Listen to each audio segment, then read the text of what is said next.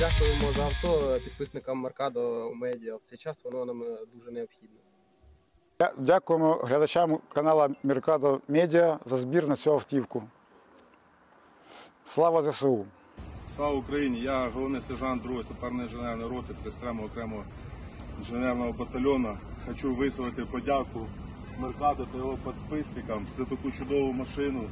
Ця машина нас приведе ближче до перемоги. Победа за нами, слава Україні!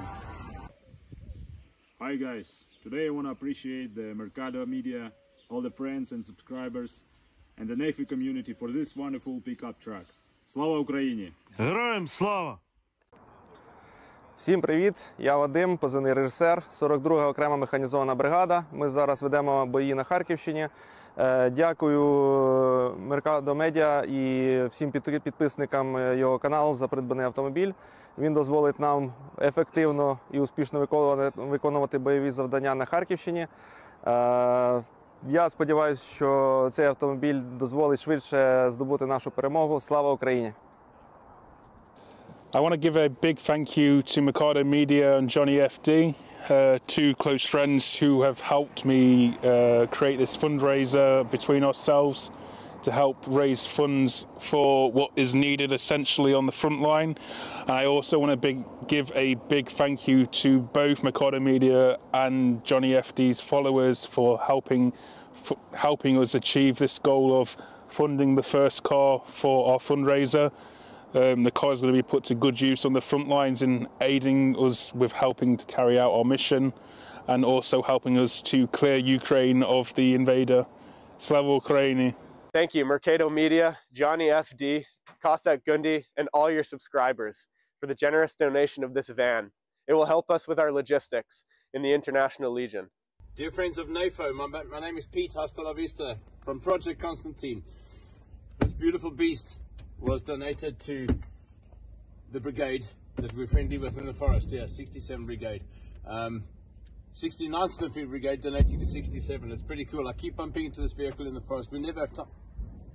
We never have time to actually make any videos or get inside your vehicle and do any missions with it, because we're like passing ships in the night here. But Mercado Media, Andrew, you NAFO supporters, it's beautiful to see this grand vehicle that you've got for this brigade, because it's a reliable vehicle, and I've never seen it anywhere other than in the forest. I've never seen it in the garage. And yes to that, and all Ukrainians must live. Bakhmut is Ukraine. This forest is Ukraine.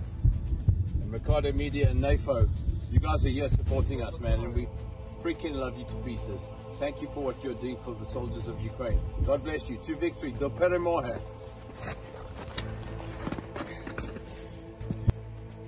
All right, everybody, welcome back. We're kind of back to like normal stream now. For now, until Saturday. We'll check in. I'll like peep it later and see what's happening. I'm going back to normal. We're gonna do gaming tonight and everything. I can't be on a non-stop 12-hour schedule like that, like every day. I was truly like, I wasn't eating. I was not eating. Drinking lots of water though. That's happening. But the protest stuff will probably continue tomorrow night. Like I can envision tomorrow night, like breaking news protest stuff like we have been, and then definitely Saturday. Definitely. And I also decided I'm gonna stay home. Okay, I gotta save money. No need to pressure anyone to donate or any of that, because I have plenty starting in July after this week. My goodness, like starting in July we're gonna be able to go wherever the hell we want based on what all went down in the YouTube channel this week. I appreciate that. We gained like 10,000 subs. Let's give a big GG's to the growth of the channel. My goodness. But definitely starting in July, I'll be able to travel. And I think I'll cover, this is what I'll do. This is what I'll do Saturday. Minnesota, I'll cover IRL. Okay. I want to go down on the ground, go to Capitol Hill, or go to the Capitol in Minnesota. Cover because we have the No Kings protest. So I'll give that. Our governor's speaking at it. That's the drastic difference between like Texas and, let me try to pull that up really quick if I can for you guys. And then we'll get into it. But Saturday, Governor Walz is like the main speaker at the No Kings protest, whereas like in Texas, the National Guard is being called in. You guys get the difference there? That's why I was like, damn, if there's a place to go, it's gonna be Texas, because Minnesota, it's everything's changed. It's not like it was in 2020, at least right now. We have peaceful protesting, great. Law enforcement is not militant right now. They came through last week or 2 weeks ago, but that was the federal government. And then the Minneapolis police are back, and it was almost a mess. But like since the Dante Wright protests, police in Minnesota have been pretty hands off of protesting, which is good. And it's been there's been never another issue in terms of things getting out of hand in Minnesota. But I go to the front lines, guys. Okay, I go where it's going to be bad. That's just is what it is, and I should make that clear too, because people are like, you should go here, you should go there, and I will. I'll go around the horn here on the country, but I go where there's like, shit's gonna go down, or shit is going down. Okay, I'm just letting you guys know that now. So when you're trying to think of like, hey, go here, go there. Remember, I'm trying to go like LA if I was ready, but I wasn't, because we need funds and everything, and I'm completely independent, guys. Okay, I'm not funded by anyone. A lot of these people you see out here are like funded by corporate. They're independent now. It's a whole new thing. They're independent, but they're not. But they are. They get to have their own name and have their own stuff, but they're well funded by, you know, corporate dollars. And it's not, you got that. So you got like the mainstream media, right? They get millions of dollars to cover the news, right? Obviously. And then you got like another tier down now of like independent people, which they're reporting from their own name or whatever they've created, but they're still being funneled hundreds of thousands of dollars or millions to do propaganda. So it's like that exists. And for me, I'm completely viewer funded and community funded. So I don't have any corporate dollars or any entity paying me to go places. So that's why, you know, I took off in May, and it's a personal problem, but I needed to. I only streamed video games. So like I was still like working. I don't really consider this work, I guess. I consider like, you know what I actually consider work? Going to where we were looking at this week. And I was telling my friends that I was like, I feel like I'm working again. They're like, you haven't stopped. I'm like, it's different for me. Like going out and covering the protests, like yesterday, I felt like I worked. Going out on Saturday, I'll feel like I'm working. Whereas this, but it's not like man, I gotta go work. It's like, I feel like I'm active and doing something. Whereas here, when I'm at home, you know, that's what I do to get by, but I don't view it as like work. It's more like a hobby that I've been able to form into a way to pay bills. So, yeah, I was able to stream and pay my bills this month and everything. But, you know, I did not stream on this channel much, and that, you know, that's a choice, and I had to make it because I needed a break. But it also results in me not being able to quickly go places like LA. I would have been there. Like if we were at the level we were last week, I would be in LA, guys. I would have been there. But there's plenty of streamers there. News to Shares there. He's great. Ford Fisher, solid. I'm trying to find the post. This is the post for the Twin Cities. I'm trying to find the post of Tim Walz. I think I got to go to the 50501 Minnesota page. They definitely posted it. Try to find it. Everybody check into the stream where you're watching from. We do daily streams every day, Monday through Friday. Oh, my stream made it into the 50501. They just posted. I wonder if it's on Instagram only. Okay, they just posted. It just came out like an hour or two ago that Tim Walz is speaking in it. There you go. Governor Walz right here. You got a few, and the lieutenant governor.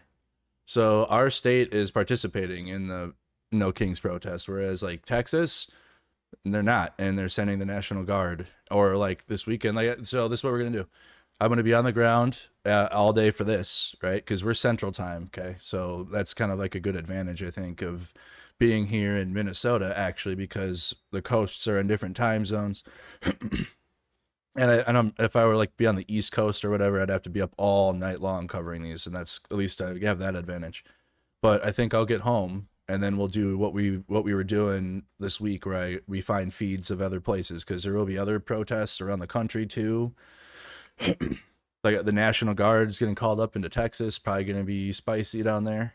LA might be spicy again because the military is still there, and the weekend's coming up, and weekend usually results in more protesting and more law enforcement. So we'll go out there on Saturday, cover it IRL, this stuff here in Minnesota, R50501, No Kings, Twin Cities, with our governor speaking at it and others. And then I'll come home afterwards, which will be early. This is 1 p.m. Central. So I'll probably be home by like 2. I'll be home at the normal time, like now. I'll be home now on Saturday, and then we'll cover the rest of the country. It'll be perfect, I think. And then again, starting in July, I will travel and go places easier because it'll be better to do so. Everybody check in at 1800 protests for No Kings for at least. Where are you going? Seattle will go extra spicy. Checking in from Portland. Hello, Portland. Hello, hello.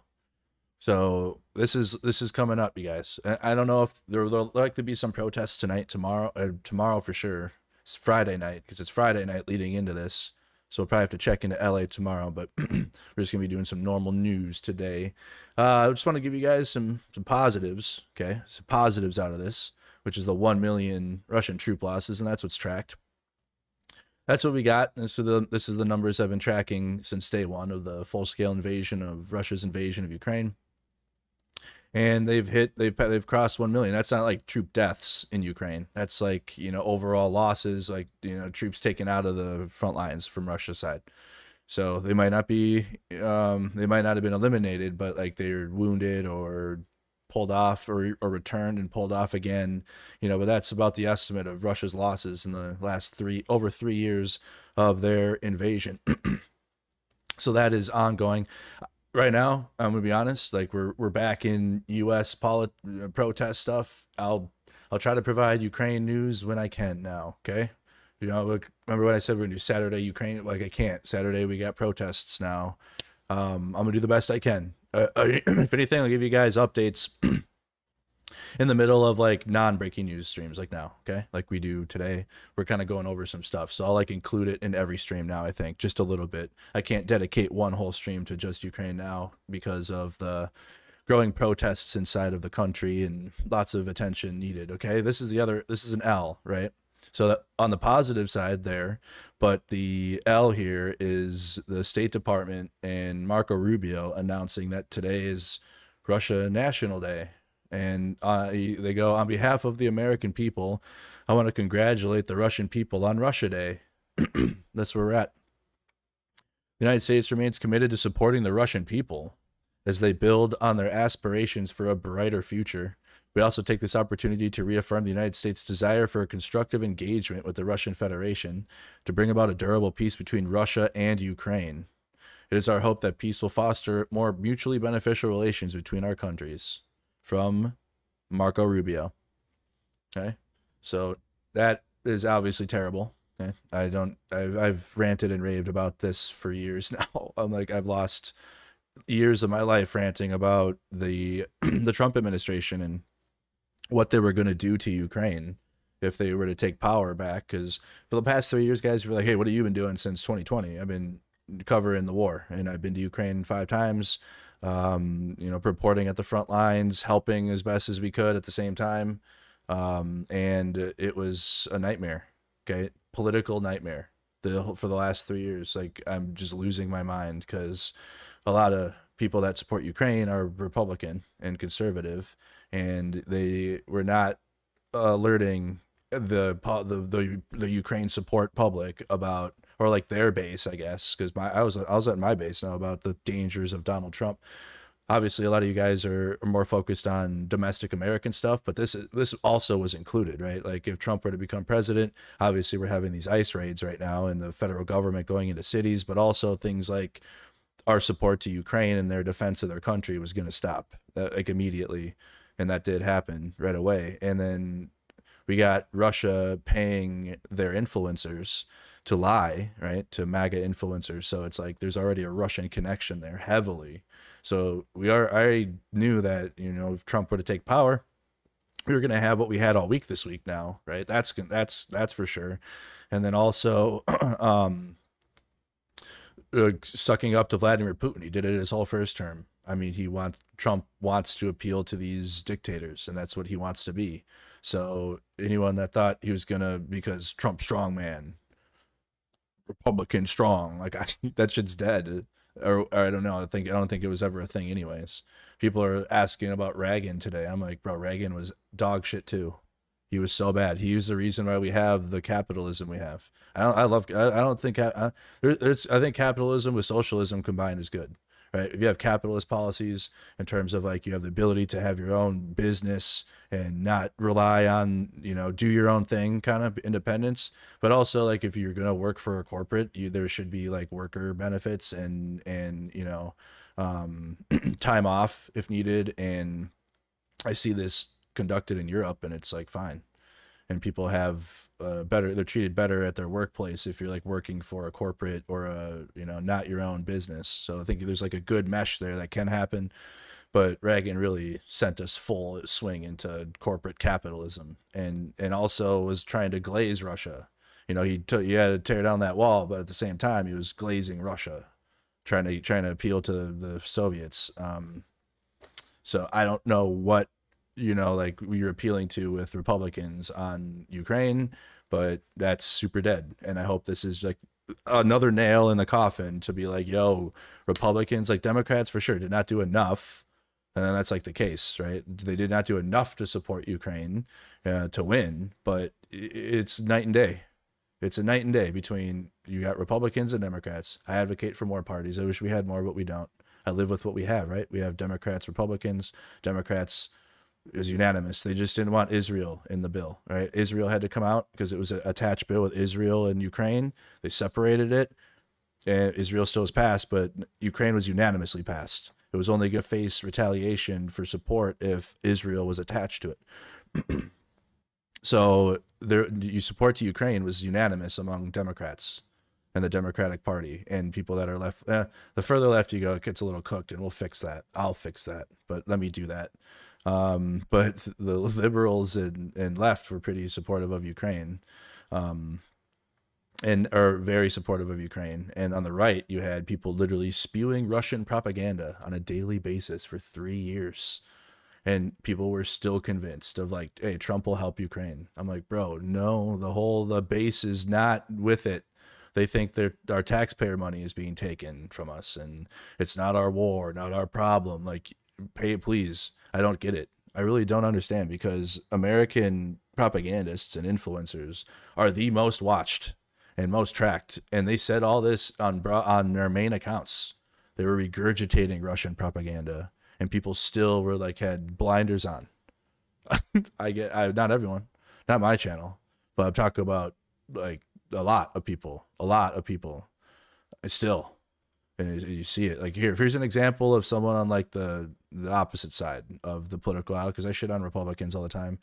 You know, this person's out there with the protests, and they're just wrong. Okay. And also, I'm here to educate you, if you're on the far left, about how support for Ukraine is not a NATO proxy war, and that is cooked. All right. So yesterday I made the mistake of mentioning how swarms of pro-Ukraine freaks destroy my mentions. Again, this is going to be somebody that's in the protest. Okay. We've seen a lot of these. It's going to be interesting.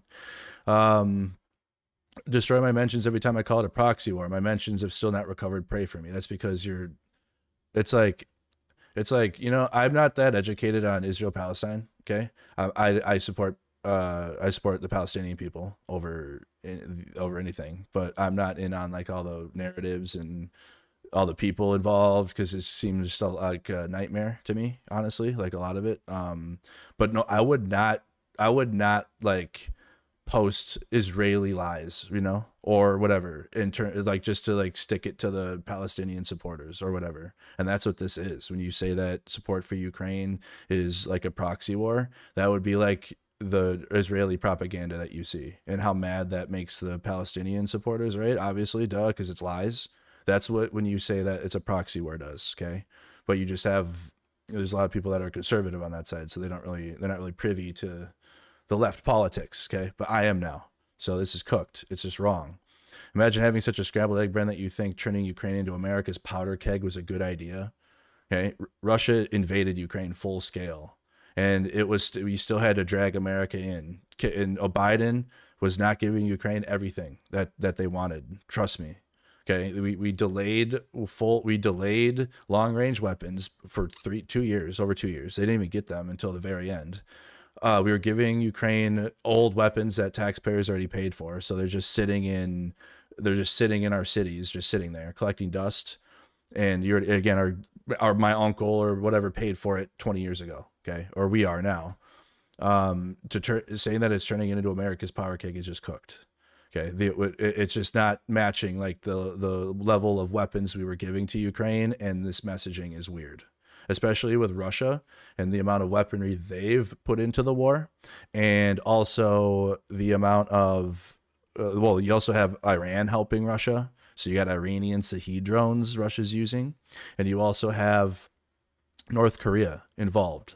And North Korea is involved with Russia's invasion. So when I hear that Ukraine is like an American proxy thing, it's cooked, because we have treated you. If Ukraine is our proxy, we have sure treated them like the opposite of what a proxy country would be in terms of support. Truly, I mean, yeah, like I said, the Democratic Party, it's night and day compared to the Republican Party, but it still was like mid. It still was mid the whole time. Okay, so obviously pro-Ukraine people are cooking him, because that's what happens. I don't care what these human cancer lumps try to pressure me not to say. We'll never stop saying that it's a proxy war. You probably should. You probably should, if you care about being right and you care about Palestine, because it's gonna be a problem there. Because if you care about the propaganda from Israel and the lies that Israel will say about Palestine, you should care about these lies too. Or you're just a fake person and you found a movement, you found people, and like you only know how to do one thing. And for me, that's like the same brain as MAGA, even though this person might be on the morally correct side. Like, if you're going to say lies about other things, you're not any better. You're not any better of a person than MAGA that just lies about all of it, right? They'll just lie about every single thing. But if you're going to be like this is just not correct at all. Zero correct. It is not in Ukraine's interest to lose a war to Russia and to be turned into U.S. neocolony. So it's like, you fight against imperialism. Okay. Did I just get blocked by this person? You fight against imperialism. It's too late. We can see the tweets. And it's like, you're gonna lie. Okay, I'm gonna get retract, because they just blocked me. It's funny while we're talking here. Russia is the imperialist country here, right? Okay, it's like Israel to Palestinian supporters. Okay, Palestine supporters. Okay, that's what Russia is like. Israel in this situation, and to call this a U.S. neocolony when Ukraine is an independent country and they've had their independence since 1991. And they've been trying to break away from Russia's ownership of them because they were part of the Soviet Union, right? They're still trying to break away from that and the Russian influence over their country. And it's a process, and it's not fast. And in no way, shape, or form have we ever seen the United States look to be like, we're going to make Ukraine our colony, bro. They have their own country. It's a established European country now. Okay, it's just still working to get away from the Soviet Russian influence from the decades of control. There is no nation so oppressed that it has the right to march into the world into a potential nuclear Armageddon just so they can claim that they lost all their territory with dignity. It is not in the world's interest to be bullied. Are you talking about Russia? Or are you talking about the U.S. here, which again has provided the most mid support to Ukraine?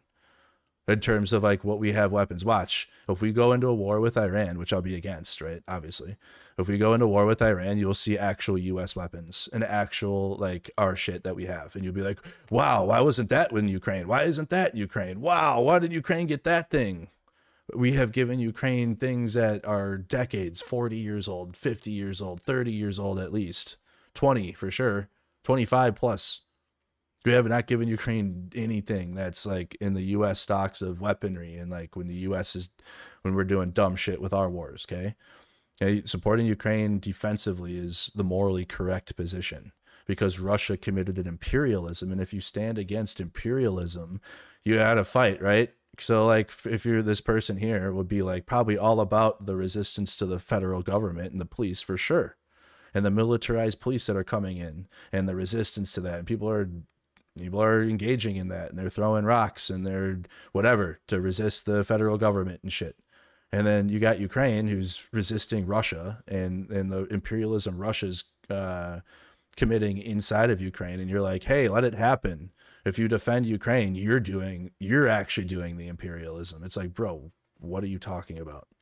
Okay. What does that even mean? I'm sympathetic to the people of Ukraine who have been used as cannon fodder in the proxy war, which is this is honestly no different than MAGA. This is MAGA too. 100%. Okay, because this is the same thing that they said. This is the same like MAGA messaging, and I'm telling you right now, if you're like on this, well, if you're on, I can't see his profile anymore, but if you're on the like Palestine left, you fight that Ukraine is fighting is the same thing. It's just supported by the United States lightly, and it sucks because you're going against Israel, which is fully supported by the US. So I know that puts you in a weird position and it makes you uncomfortable, but you got to understand nuance, and you have to be able to think and you have to use your brain. Okay, support for Ukraine is they're defending their country. Ukraine, it wants to have their own shit, and that's why they have their own language. That's why Russia wants to force them to speak Russian, and it's like Ukraine wants to be left alone and have their own shit. That's why it's taken 3 years, and that's why didn't want Trump, because Trump is now forcing. Trump is actually the one forcing Ukraine into rare earths and mineral deals, because we've already paid ourselves, because every aid package to Ukraine, 90% came back into the United States. So we're already paying ourselves for the support to Ukraine for the past 3 years. And then the US with Trump is coming in and like, we're going to take some more. Okay. So the fight to help Ukraine should be with the weapons, because they need to defend themselves, because they want to be left alone and they want to be independent, which is what I thought, if you stand up against imperialism, you should care about, right? If you stand against imperialism, you stand against all of it, not because Russia is like anti-America and America bad, so Russia good. That's cooked. That is so cooked. Like, please use your brain and not like simp for Russia because the US is bad. That is so bad. That is no different. You're falling into a trap there. Okay, you're falling into a silly trap. Russia is not your friend.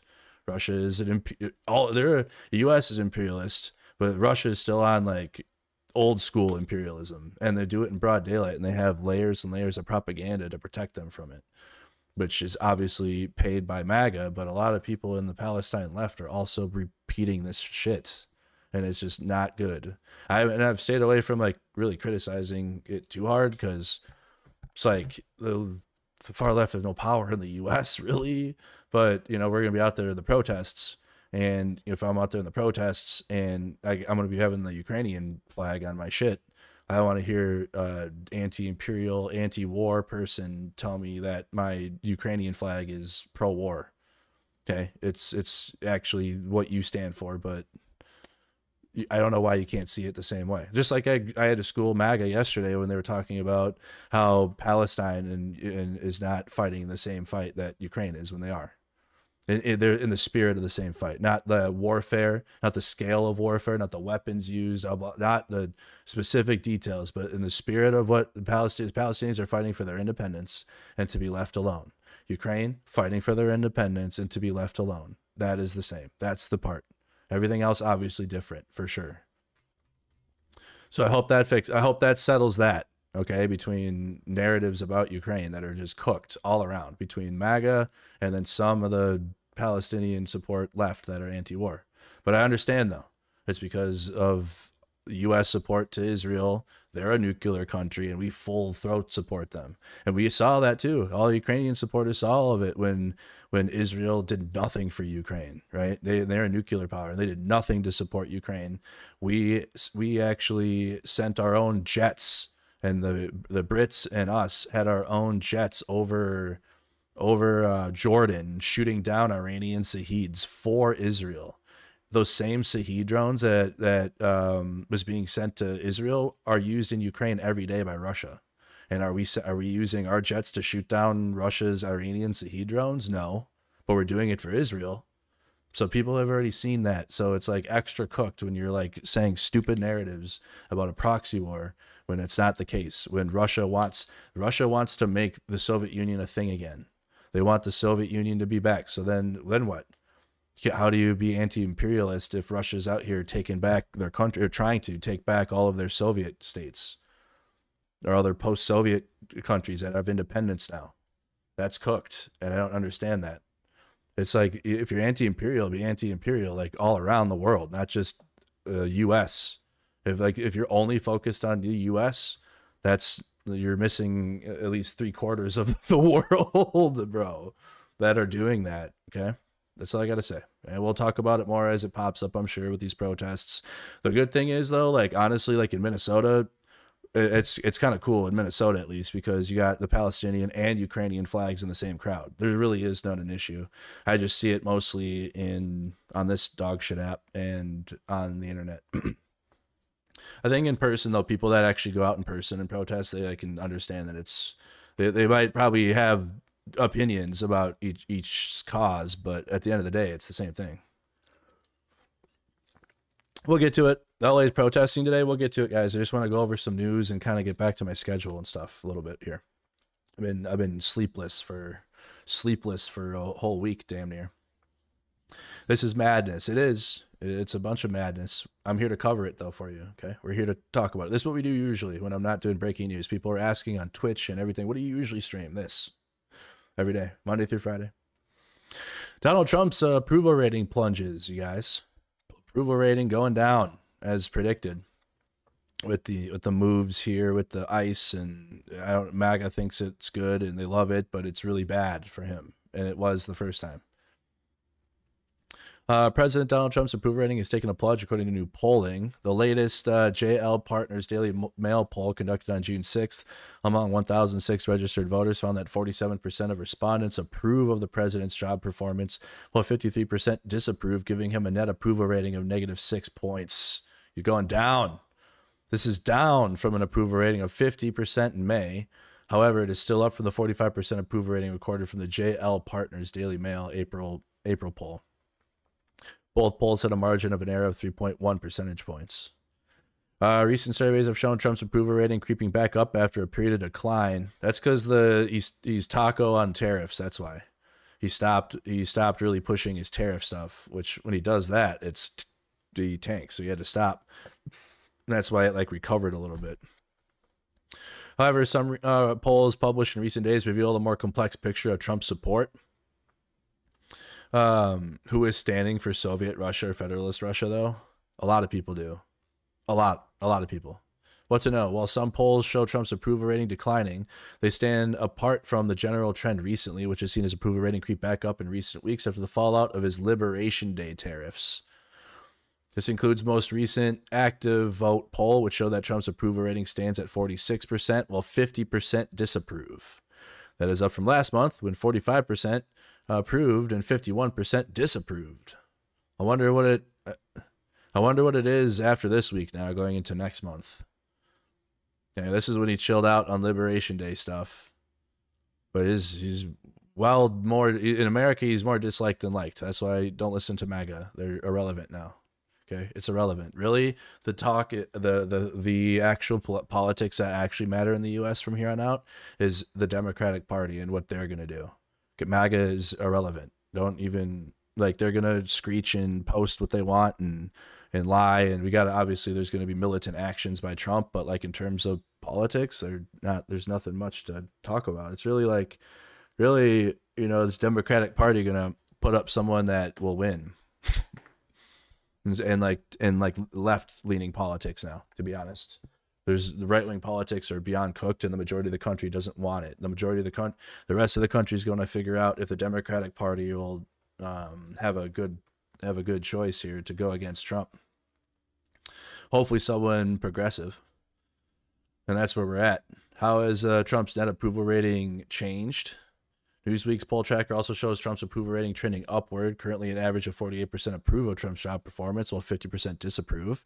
Last week, Trump's approval rating stood at 47%, so it's changing 1%-ish, up and down. Regardless, majority of the country disapprove. That hasn't changed.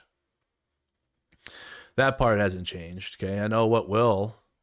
I know things that will cause approval rating to go down, and that's what we saw just a couple hours ago here in a press conference with Kristi Noem. Let's actually watch the part of the press conference, and then we'll get to the part where Democratic Senator Alex Padilla from California, so it's his state, was forcibly removed from a press conference that Noem is giving about the protests in Los Angeles. As our law enforcement officers have been assaulted, they've been pelted with rocks and bricks. Their cars have been set on fire. Molotov cocktails have been used. We have seen people throw bottles and hammers at them. We've also seen that they have been attacked and verbally spit on or punched or assaulted, and it's just not acceptable.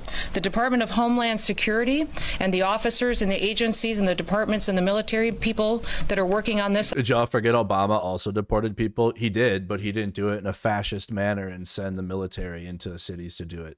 and also gloat about it, and then take over American government accounts and post memes on it. He didn't do that. Operation will continue to sustain and increase our operations in this city. We are not going away. We are staying here to liberate this city from... We're staying here to liberate this city. She's a cosplayer. The socialist and the burdensome leadership that this governor and that this mayor have placed on this country, and what they have tried to insert into this city. So I want to say thank you to every single person that has been able to do this. Also, I want to talk specifically to the rioters and to the politicians in Los Angeles.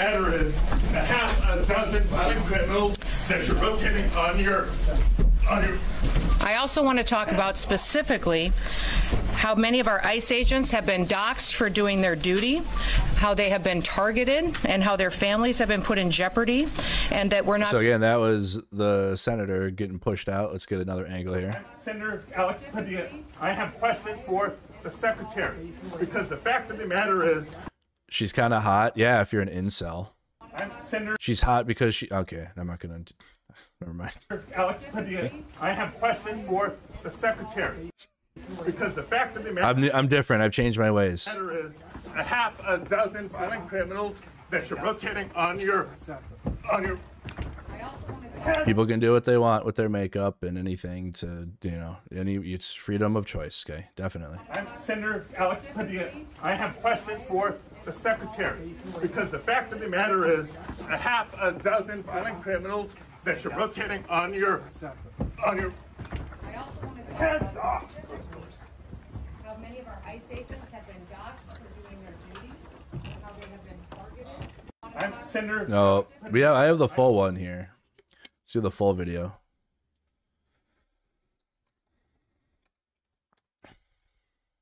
Also, if you like dog killers, she killed her dog. So if you like that, that's hot to you. I like women that kill their dog because it acts up. You did. Here's the full video. And embellishing. Sir, hands up. I'm Senator Alex Padilla. I have questions for the secretary, because the fact of the matter is a half a dozen violent criminals that you're rotating on your hands off. Yeah, Kristi Noem killed her dog. It was a puppy too. It was a puppy. Look it up. Oh, actually, we will. I got you. On the ground.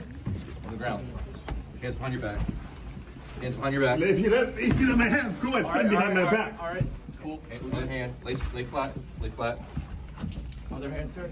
Other hand.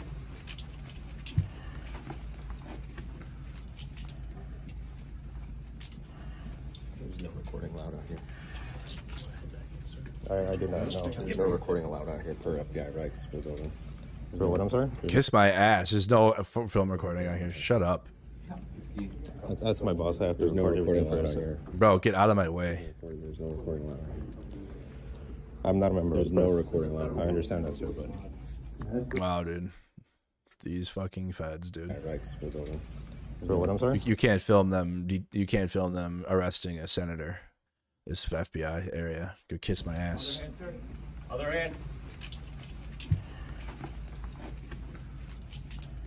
This is Senator Padilla's one of his what do you call them? The workers filming it for him. Aides, advisors. Full video of Alex Padilla being arrested. This came directly from his office. He is a sitting U.S. senator trying to do his job. So that is the full video of it. Hands behind your back. If you let my hands go and stand behind my back. All right. Cool. You said nobody's above the law except for Donald Trump, apparently. Hands behind your back. If you let my hands... If you're like right wing, you have no right to say nobody is above the law. You sound like a clown. Go and stand behind my back. All right. Cool. Other hand. Lay flat. Lay flat. Other hand, sir. Other hand.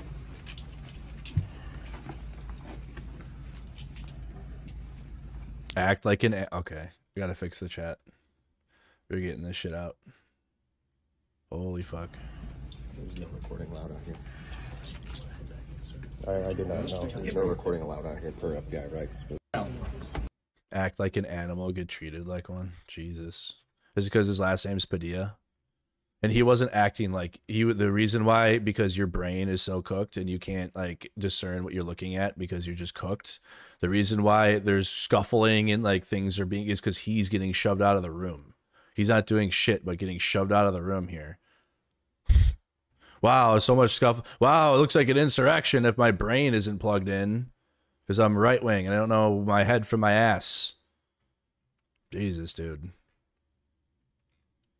Kamala Harris, United States Senator. Let's just go to her account quick. Got lots of takes.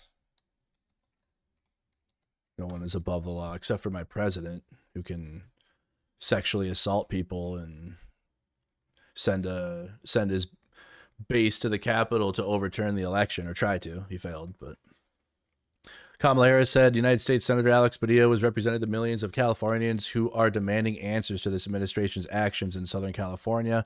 This is a shameful and stunning abuse of power. So Kamala Harris spoke up about it.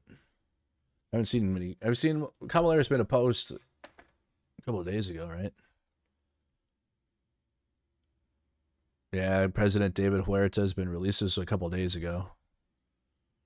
She had a statement about what's happening in Los Angeles. I might have read this. I don't remember. It's been a long week. Kamala D. Harris, Los Angeles is my home, and like so many Americans, I'm appalled at what we are witnessing on the streets of our city. Deploying the National Guard is a dangerous escalation meant to provoke chaos in addition to the recent ICE raids in Southern California and across our nation. It is part of the Trump administration's cruel, calculated agenda to spread panic and division. This administration's actions are not about public safety. They're about stoking fear of a community demanding dignity and due process. Protest is a powerful tool, essential in the fight for justice. And as the LAPD, mayor, and governor have noted, demonstrations in defense of our immigrant neighbors have been overwhelmingly peaceful. They only became not when the police made sure that it was not going to be peaceful. Right? It's not even up for debate. The majority of the world has watched these protests now. Okay. And in 2020, people caught on and whatnot, but now people have been paying attention. And so everyone was watching how it all played out all week so far. I continue to support the millions of Americans who are standing up to protect our most fundamental rights and freedoms. There's like literally, I mean, even Steve, look at Steve's streams. He has 1 million views on Agenda Free TV. He has over like 1 million views per stream this week of people watching. And I don't know if he's showing the same stuff we are with it, but I think he is because he stayed live with it the whole time. Everyone's seeing what's happening out there and how quickly, like yesterday was ridiculous. Yesterday was crazy work when, what is this, Florida? So I'm gonna break it down for you, all right? And if somebody wants to know what I mean by turn violent, all right, this is what I mean. If you resist lawful orders, you're going to jail. Let me be very clear about that. If you block an intersection or a roadway in Brevard County, you are going to jail. If you flee arrest, you're going to go to jail tired because we are going to run you down and put you in jail. If you try to mob rule a car in Brevard County, gathering around it. What county is this? Is this literally some bumfuck county that that doesn't have problems like this anyways? The conservatives love doing that. Hey, you come do this in our county. We want to feel included too. We exist. That's what it is. Hey, don't forget about us. We're here. You come here. Well, no one's going there. Nobody's going to your little spot, okay? There's David Hogg. He was the Democratic Party coach, but I don't think he's on that anymore. But this is how they treat a sitting U.S. senator for simply asking questions knowing they're on camera. Imagine what they are doing to everybody off camera. Well, we're seeing a lot of it on camera. We are seeing a lot of it on camera. That's the thing. Has he posted yet or made a statement? I'm sure there's more, but we've seen a lot of it already.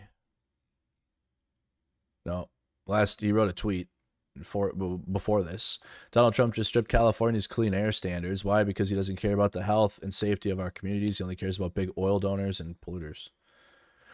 Is there anything? Is he made? I thought he was going to make a statement about it. 16 hours ago, he was being briefed by LAPD headquarters officials working to maintain the peace and safety in the area. I don't think I have anything from this yet. Let me check the Discord. See if you guys have posted some stuff. You can do that in Discord too. We have a whole area for stuff. If I've missed some clips here. All this is happening when we've been live sitting here.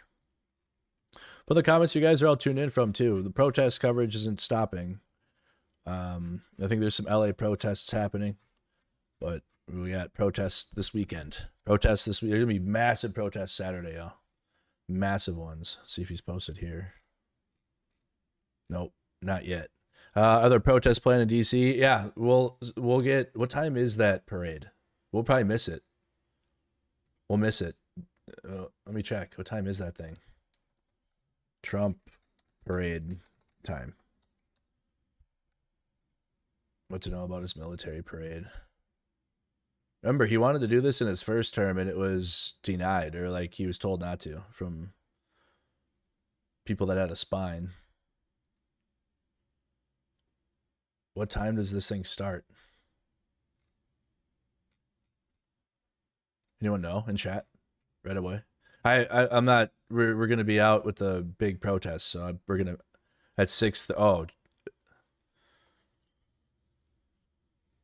well, we'll watch the counter protest stream then, or whatever. We'll be home to watch it all.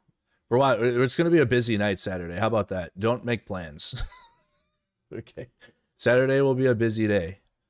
Busy day between the protests and this and the counter protests, and we got the. Let me check Texas really quick. 6:30 p.m. Eastern, so that'd be 5:30 p.m. my time.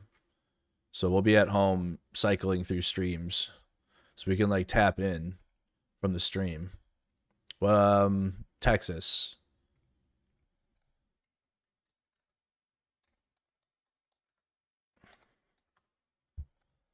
Abbott deploys over. Golly.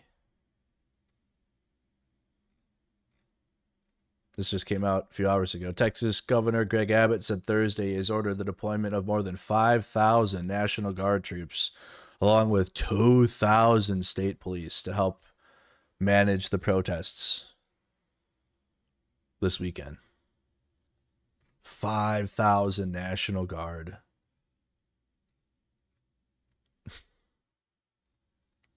Chad, I want to go there so bad, but it's just not realistic for me right now. Unless like we'd get major support to the Cash App, PayPal, Venmo.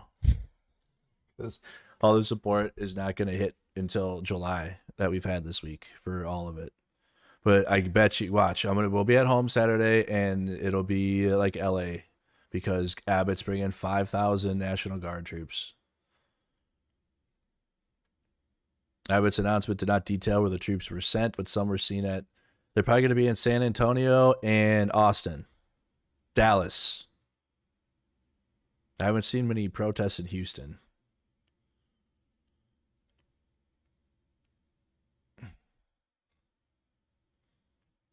Peaceful protests are part of the fabric of our nation, but Texas will not tolerate the lawlessness we have seen in Los Angeles in response to Donald Trump's enforcement of immigration law. Anyone acting in acts of violence against damaging property will be arrested and held accountable to the full extent of the law. Republican Texas governor's move stands in sharp contrast to obviously. I'll do it, Trump. I'll call him up myself. Even though, again, it's not like Newsom just like didn't and Trump had to. It's Trump did it before he even told Newsom that he was going to.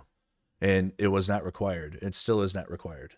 The amount of active duty military and taxpayer money that's going into LA right now is insane. When now we've had the peaceful protests, which are larger than the days that it was the Waymos burned, and the LAPD can clearly like kettle a crowd and clearly detain them in a moment's notice and deploy less than lethals themselves. They have no problem doing that, and that's why it's ridiculous to have all the military in Los Angeles. Is Operation Lone Star still going? Oh, that's the border. Operation Lone Star's for the border.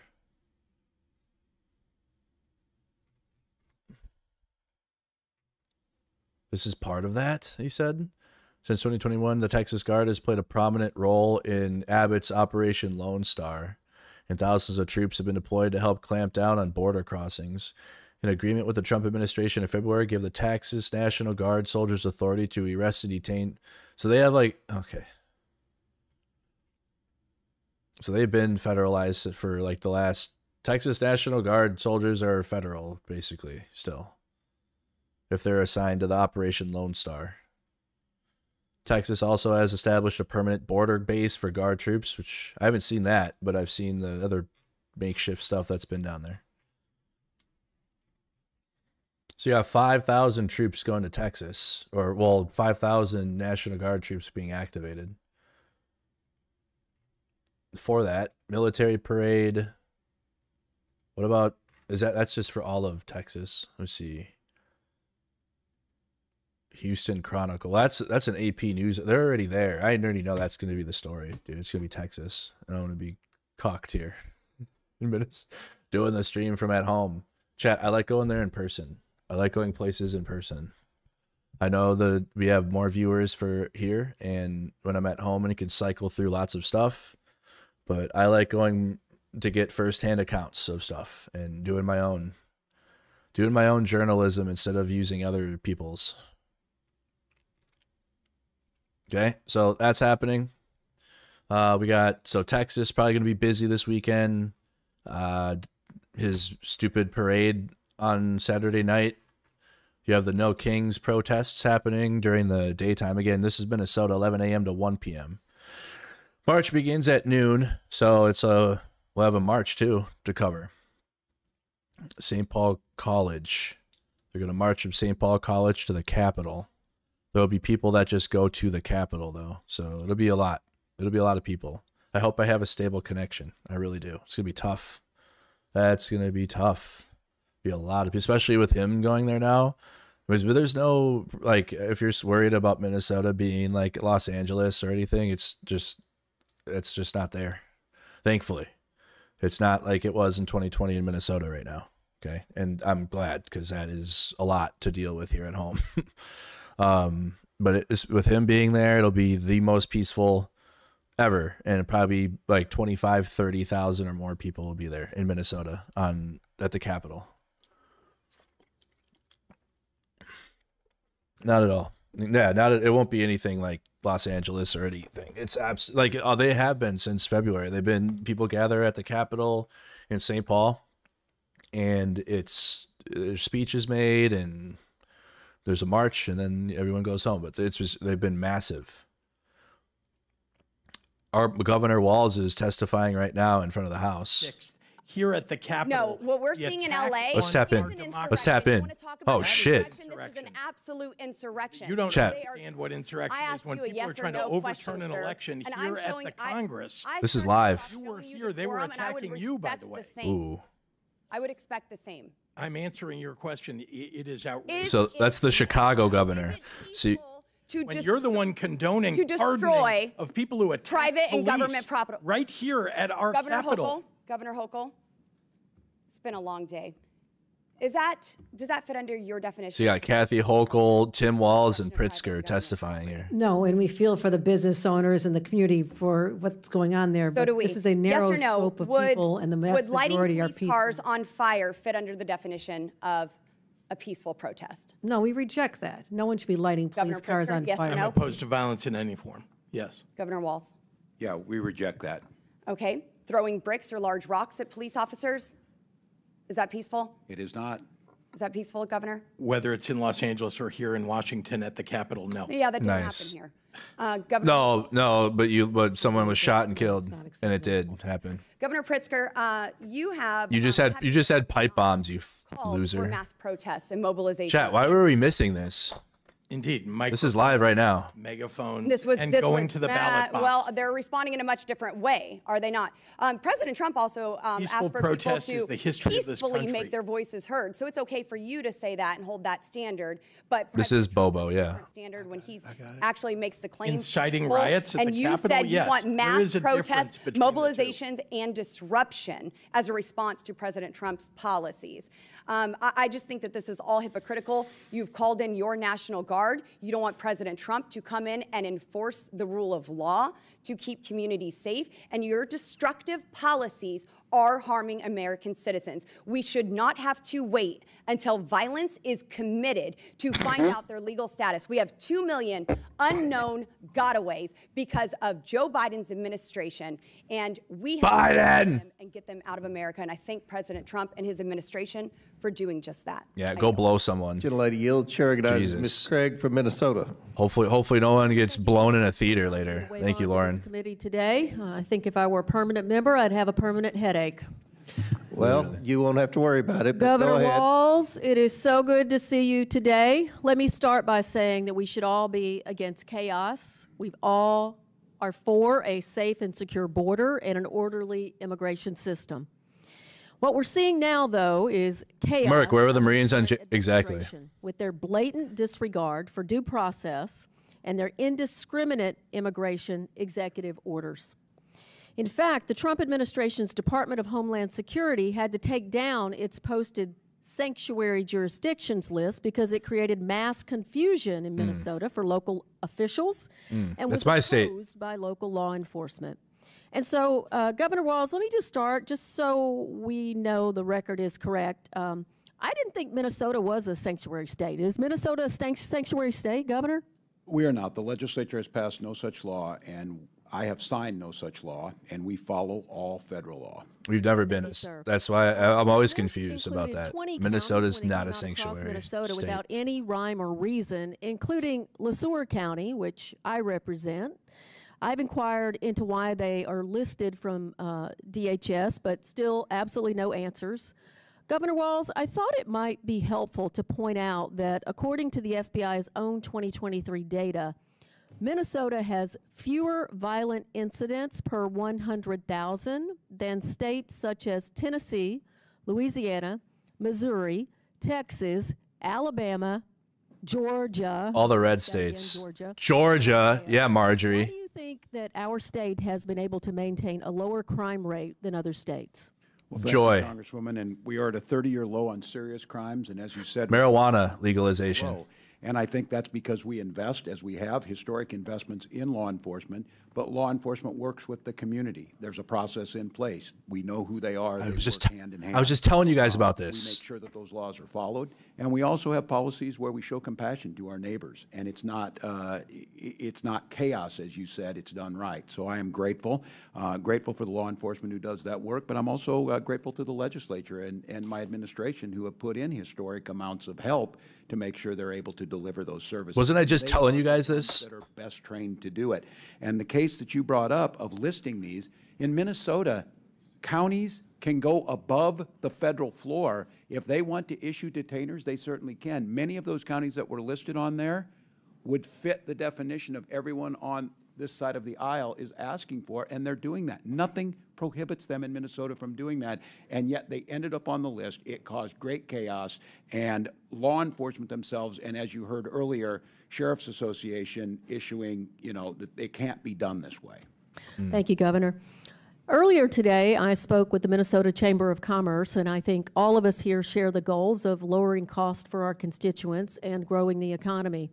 According to a Minnesota Chamber Foundation report from this February, this is live, guys, so we're tapping in. Labor force participation, not a video, live. 74%, well above the national average, and they fill important jobs in our agriculture, healthcare, and manufacturing sectors. Governor Walz, how can we ensure Minnesota remains a state to attract the talent we need and a strong economy?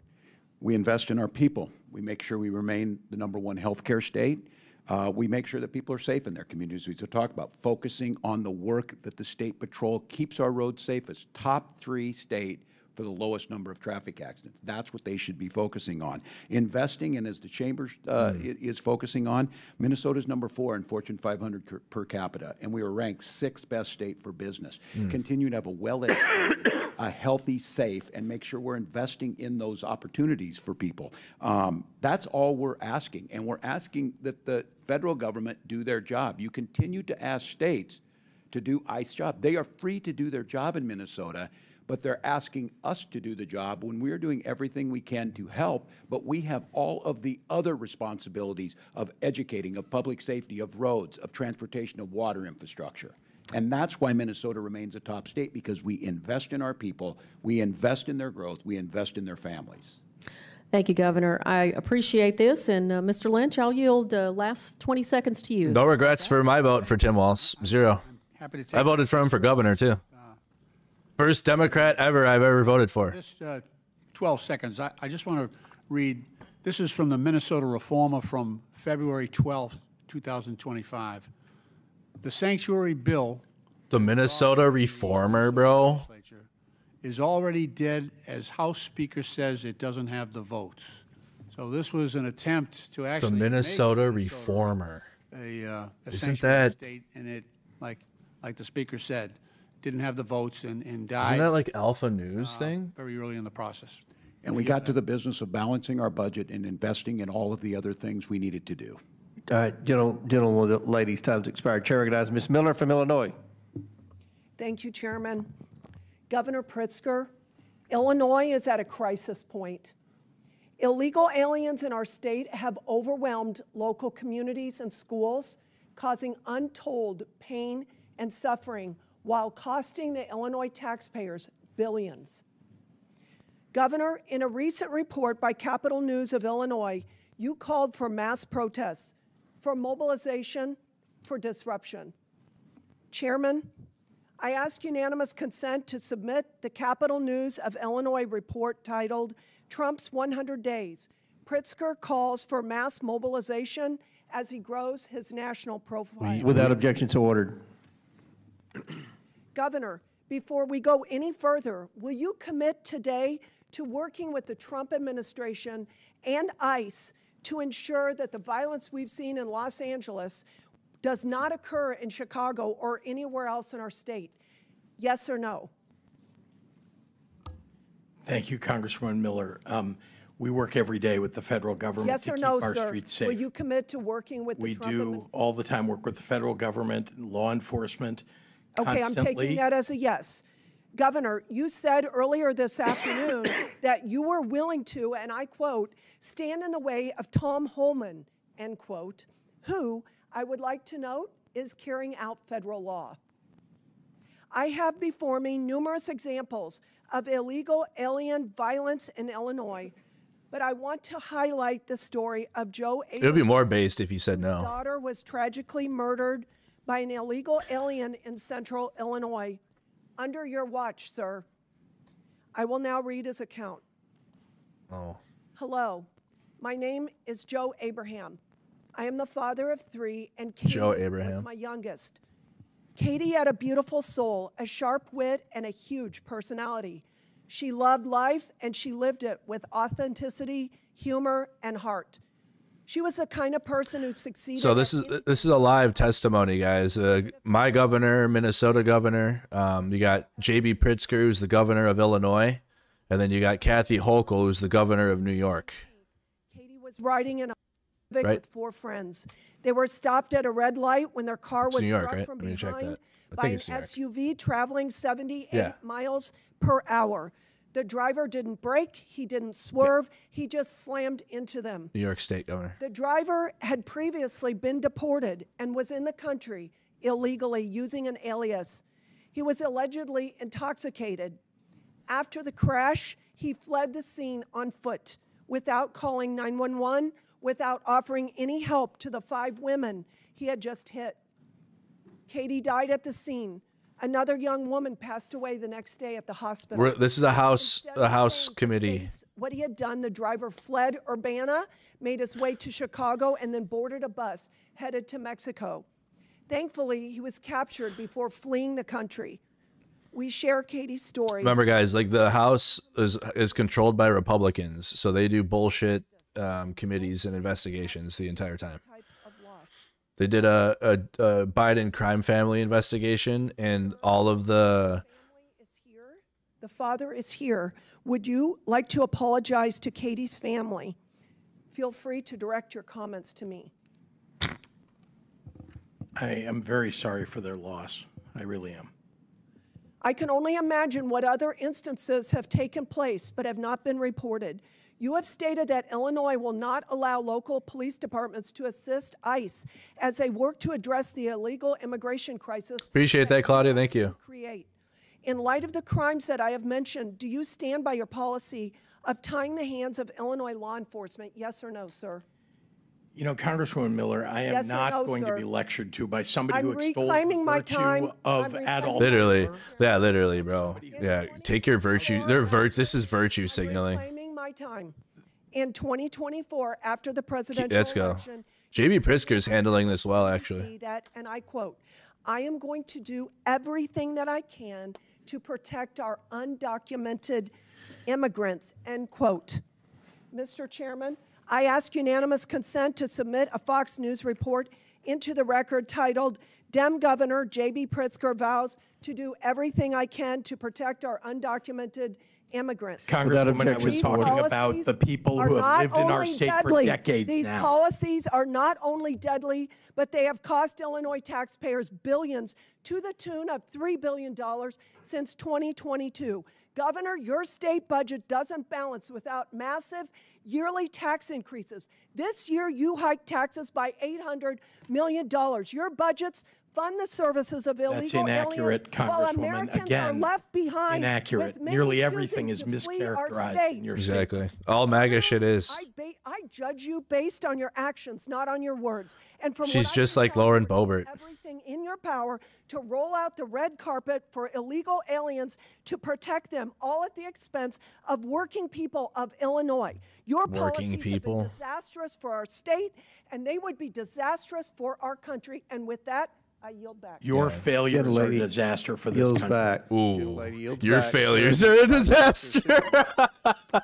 Thank I like JB Pritzker way more than Newsom, yo. Newsom did the okay, like with the speech, but the way he's responding, like the Chicago police are out there with their bikes, okay, and they're like directing the protest around. Bro, JB Pritzker's way better than Newsom. Tim Walz is my favorite one, but like for governors. Of weaponizing law enforcement and using excessive force to attack peaceful protests and political opponents. And it's terrible. I mean, you know, we're talking about what's going on in sanctuary states, quote unquote. But you know, I live in Virginia, and we're not a sanctuary state. But what is happening is that our sheriff's office has made a decision to participate in the 287G program, and basically working with ICE to show up in schools, show up in businesses, and try to basically attack kids, right? Detain kids. And this is wrong. And this is not what our country is about. And so I do not want us to be supporting these types of actions. Yesterday in Sterling, Virginia, we had masked men show up to a courthouse and detain people and arrest people. And a lot of this is peaceful. And this, again, follows this pattern of weaponizing law enforcement and weaponizing the DOJ and other places to attack political opponents, attack peaceful protests, and to go around trying to make a political point. And because I think that's what this is really about. This is about politics. And this is about using law enforcement to show strength. But that's not strength. That's not strength. And so the other thing about this is none of this is making our communities safer. And none of this is good for our country. And so I want to ask Governor Walz, do these raids and do these actions and this use of law enforcement, is it making the folks in Minnesota safer?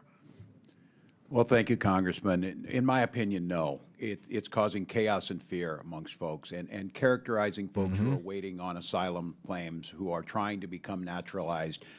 It causes chaos. And the other thing it does, it causes local law enforcement, they lose trust in the community. It puts them at risk. And the lack of coordination that we hear, that no calls are coming in, we always coordinate. And in the past, Democratic and Republican administrations have coordinated with us. We're not seeing it. It's creating chaos and fear. And like yes, get these stories of these violent criminals. We hold them. We call DHS. But those violent criminals aren't at a preschool. That's what we have to get right. Go after why you're doing this. Get us a bipartisan bill that makes sure that folks can process and be documented, and let's make this country prosperous and continue to have Big Pasta, stop. That's a great point, because if we really want to solve immigration, why don't when MAGA asks their shit questions, it's, hey, what's your favorite color? Hey, how hard do you like Trump? Do you like Trump a lot or a little bit? That's the question. So I don't want to fucking hear it. We're going around with masked men intimidating people. Your MAGA Republicans are like, hey, here's this article from some bunk ass news source in your state. Facts or nah? You know, I've talked to a That's lot what they're of doing. businesses in my community who are really concerned about what's going on, and this is not good for our economy either. And so I'd ask you, Governor Pritzker, what do you feel, is this good for your state? Is this making folks in your state safer or well off or better off? Congressman, thank you. And no, this is making us worse off. It's actually harming public safety. It's frightening our communities. And frankly, if you're one of the people, the U.S. citizens that are getting taken off the streets, or people who are here in this country legally taken off the streets, I mean, imagine what effect that has on the rest of the population. And in my state, you know, we reject that. I mean, the values of the people of the state of Illinois reject that. And Thank you so much for the 50 stars, Diana. Thank you. Miller would not allow me to. I just want to say, very importantly, that anyone who is condoning the $400 million airplane going to the President of the United States from the Qataris, who would spy on us in an instant if they were able to do this. Get them. Anybody who's condoning the President of the United States accepting the Chinese Communist Party money to his family, literally, through his meme coin. His crypto coin. That is corruption. And yet that is what Congresswoman Miller is condoning. She's the one who thinks it's okay to pardon people who attack police right here at the Capitol. Thank you for giving me that moment. Yield back. Gentleman's time's expired. Chair recognizes Ms. Fishback from Minnesota. Thank you very much, Mr. Chair. And I just want to say thank you so much for allowing me the opportunity to be waved on today, Mr. Chair. And I will just say that oversight is far livelier than Ways and Means. But, you know, and Governor Walz, I want to say I thank you for being here, because I know you've been very, very busy running around the country, giving speeches and having town halls in Republican districts. Yeah, well, you were running around, though, I know, while they were trying to negotiate that. I'm a multitasker. My time is to multitasker.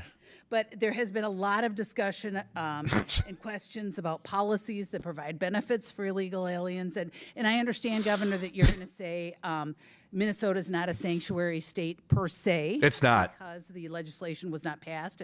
And just a yes or no question, Ranking Member Lynch had mentioned that there was a bill that was introduced for a sanctuary state this year in the Minnesota legislature. Would you have signed that bill? Did you support that bill? Oh, thousands of bills introduced, hypothetical. We don't have it. I operate under the same law you operated under. Okay. Thank you, Governor Walz. Under Lieutenant Governor. But Governor Walz, we all know that you probably had some opinion on that bill. You're just choosing not to answer, because the answer was probably yes, you would have signed that bill if it had passed. So, but like Mr. Mr. Crane, I think Mr. McGuire, a whole bunch of them, it didn't pass. So what is the relevancy? The policies. What a take. Has. So yes, I understand. This is Minnesota Republicans for you here. Per se. But the policies are certainly making it into, I think, as I recall, they mentioned driver's license for all. They mentioned the free tuition for illegal immigrants. They mentioned the Medicaid benefits. You know, so you in essence create a sanctuary state. You know the sheriff supported the driver's license bill. Yes, they did. The hospitals. Yes, Governor they Walz, did. They I did. am certainly aware of that. I served many years in the legislature. I still keep, and I have many friends there. I understand that. But in essence, they are creating a sanctuary state in practice, and so we are going to talk the concepts. We have the concepts of a sanctuary state, Governor Walz. Both chambers of the Minnesota legislature passed HF 1. Minnesota Republicans are extra embarrassing. You think? Signed it yet or not? Boy. But, it repeals Minnesota care eligibility for illegal immigrants, adults ages 18 and older. And with that recent repeal of eligibility for illegal immigrants, a policy that initially, I mean, it was after my time, was enacted in your time, 2023 under your administration. now being reversed with those budget negotiations. I was just wondering, first of all, do you know how many illegal immigrants were covered and are currently covered in Minnesota with Medicaid? I don't have the exact number. It's not Medicaid. It's state that does this through Minnesota Care. Okay, well, but you still don't know how many. So I don't all have of those I believe negotiations you were deeply involved in earlier that you mentioned you were deeply involved in, that number never came up? I don't have it in front of me right now. Okay. So we can certainly get it to you. I would love it. I would love to have that. But What point are you making? I mean, I understand.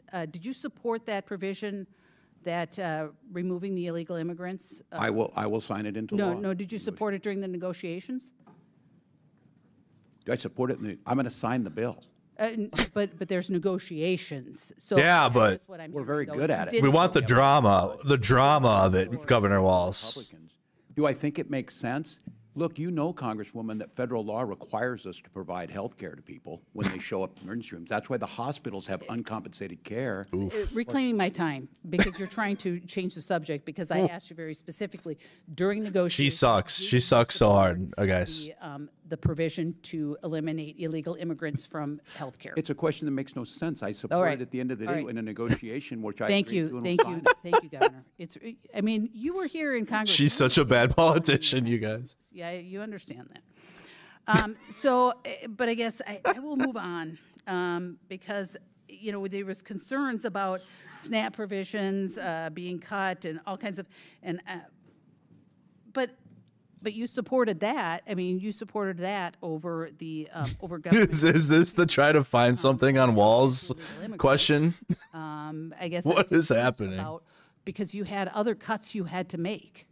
So what did you, all of the things that you guys have been talking about with law enforcement, education, school breakfast and lunch, did you cut that during the budget negotiations this year? Because my understanding is you had quite a deficit. We don't. We have a budget surplus, as you know, Congressman. Well, long term, but you had long term. We had a balanced budget. It's something we can help you all with. We have a balanced budget. We agreed on nice, Walz. There you go. There you go. For this biennium, and but your structural budget, you had to make cuts. Reduced by 50%. We can help you guys. You had to make cuts. Or no, you didn't make any cuts.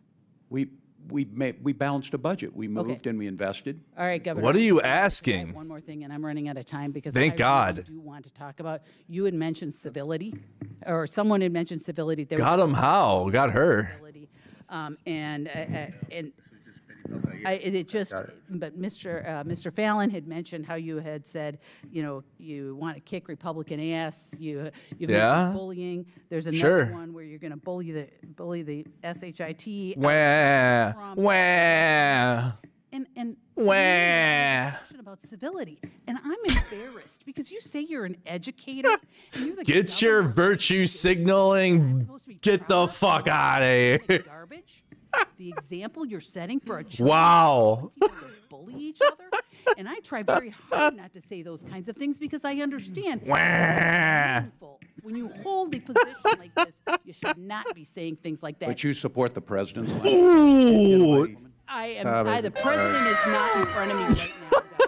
Gentlelady's time's expired.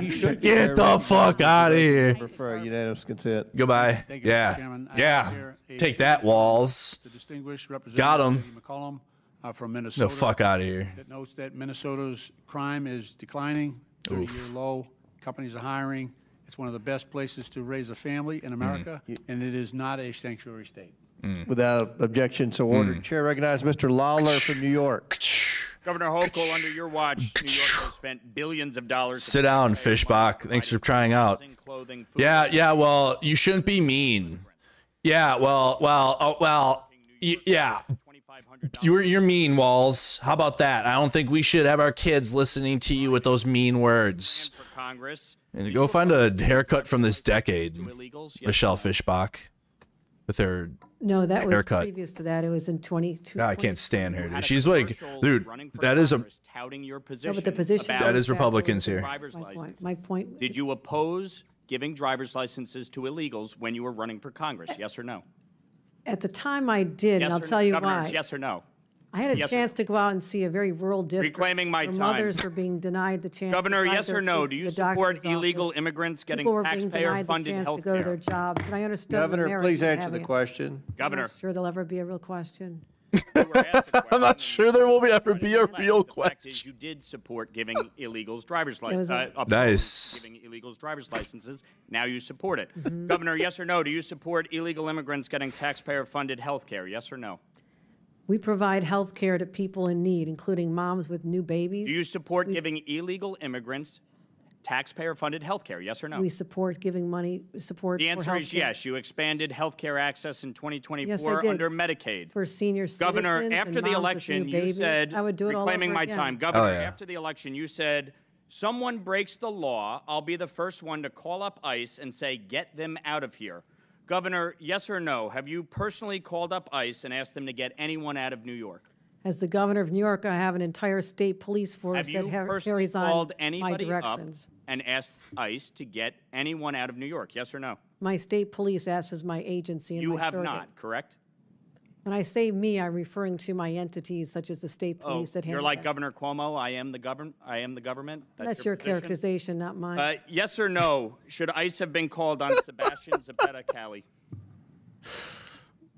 Can you refresh me as to the circumstances of the case? He's the individual who burned the woman alive on the train. Of course. Should they ICE have been called on him? NYPD was handling that situation. Should ICE have been called? That's my question. I Yes or no? If there NYPD was an handled it. arrest made, he should have been deported after conviction, yes. Okay. So, Governor, when you were sworn in 2021, you signed an executive order keeping many of Governor Cuomo's executive orders in place, including EO 170. Interestingly enough, you did not include EO 170.1. Are you familiar with EO 170.1? I don't have it in front of me. I have thousands of executive orders. I have it right here, Governor. I'm sure you do. And I'm sure you do. You waited several years until this year. I like her too. January 16th of this year. in He's which better you than finally Michigan's signed governor. The heck happened and there? reinstated it into law. The heck? Why did you wait until just 4 days before Donald Trump was sworn in as president to sign EO 170.1 into law? And to refresh your memory, it basically mandates that federal immigration authorities cannot enforce civil arrests in New York State buildings. Why did you wait several years to reinstate that? Because we had a high level of confidence that under the previous administration that people going into the courthouses, whether they're victims of crimes, witnesses of crimes, would have their rights protected. I had no In assurance other words, that would you happen. believe they would not enforce federal immigration law, and you were concerned that President Trump and his administration would enforce federal immigration law? We thought it was important for victims of crimes and witnesses to murders, for example, that they have access to courts without being threatened or intimidated. Yeah. Speaking of crime, more than 3,200 illegal immigrants have been arrested in New York City for committing crimes while living in taxpayer-funded housing under your watch, Governor. Governor, are you aware of any law or executive order that would prevent a citizen of New York, a citizen of the United States, from facing criminal or civil enforcement in a state building? I'm not aware. So you think that citizens should be treated less than and have less protections than illegal immigrants? No, Is that what you're saying? Our state laws say we cooperate in all criminal cases. I've made that very clear over the last Yeah, but you're not doing that. 7 That's the hours. reality. Governor, You're not do being you support fascist enough, Governor. the New York civil for All enforcement Act? because You're not being Governor, fascist reclaiming enough. my time. Do you Reclaiming my support time. The New York for All Act. I'm not speaking about hypothetical No, bills. Governor, this isn't a hypothetical. There was a sit-in in the state legislature today by activists blocking state senators from coming into the chamber. Do you support the New York for All Act? It's yes or no. I will tell you this, I get about 1,000 bills put on Do my you desk support probably the by New York midnight for All tonight, Act? which is, this is keeping me from doing the work of the people back home. But I can Governor, sit here you've as done long a as you terrible like. job as governor. It's not keeping you from anything. Frankly, New York is better off with you down here and not in the state. The fact don't is, think we're better off with you the here. fact is, Governor, you will support the New York for All Act. You will sign it. I love this. Confidence it's going to pass. You have no confidence it will pass. I don't If know. it does pass, will you sign it? I'm not able to keep an eye on it. They're voting on Will it you as it sign is it now. into law if it passes? I have about 1,000 bills that get Will passed you every sign the year. New York for All Act into law if it You passes? have to wait yes or and no? see. Like Wait and see. We have to wait and see? Yes, Governor, because you can't take a position on the New York for All Act. It would put into state statute that New York is a sanctuary state. That's why you're here. That is the exact reason why you're sitting in front of us testifying. And nobody takes House investigations seriously. Why would you? Policies that have resulted in the death Chairman. of New Yorkers. That is your failure. And the fact is that you can't even answer the question. No, the Will reason you I'm support sitting the here New is York because for All Act? Republicans are looking Yes or no? to Time's deflect from the expired. big, bad, ugly bill that's going Exactly. on. Governor, Exactly. Time's expired. Get 'em. Governor, are you gonna Exactly. answer the question when you sign the I don't know bill? what he's asking me. He asked if you were going to sign the I bill. don't ask anybody in the state of New York. I never say how I'm going to vote on decide on a bill until it lands on my desk. You are the governor of the state. You are supposed to. So she's saying she would like to read it first. Gentlemen's time's expired. It's shameful. Damn. It's Shameful. You can't Yeah, even shameful. answer the question? When it lands on my desk, I'll do the proper evaluation. Chair You'll do what? recognizes. That's you what have- we You'll do. do what? That's how You'll you become sign a it into governor. law. You'll That's never know. exactly what Okay, you'll do. chair recognizes Sign it ranking into law. member. Thank you. Mr. Chairman, I have a number of unanimous consent requests, one from the National Immigration Center, Without objection to ordered. National Immigrant Justice Center, and the Alliance for Immigrants. Without objection to ordered. They speak for themselves. Chair recognizes Mr. Stauber from Minnesota. Oh, boy. Thank you very much. Governor Rawls, thanks for being here today. I'm going to ask you a few questions, and I ask you to keep your remarks brief. I got a lot to go through.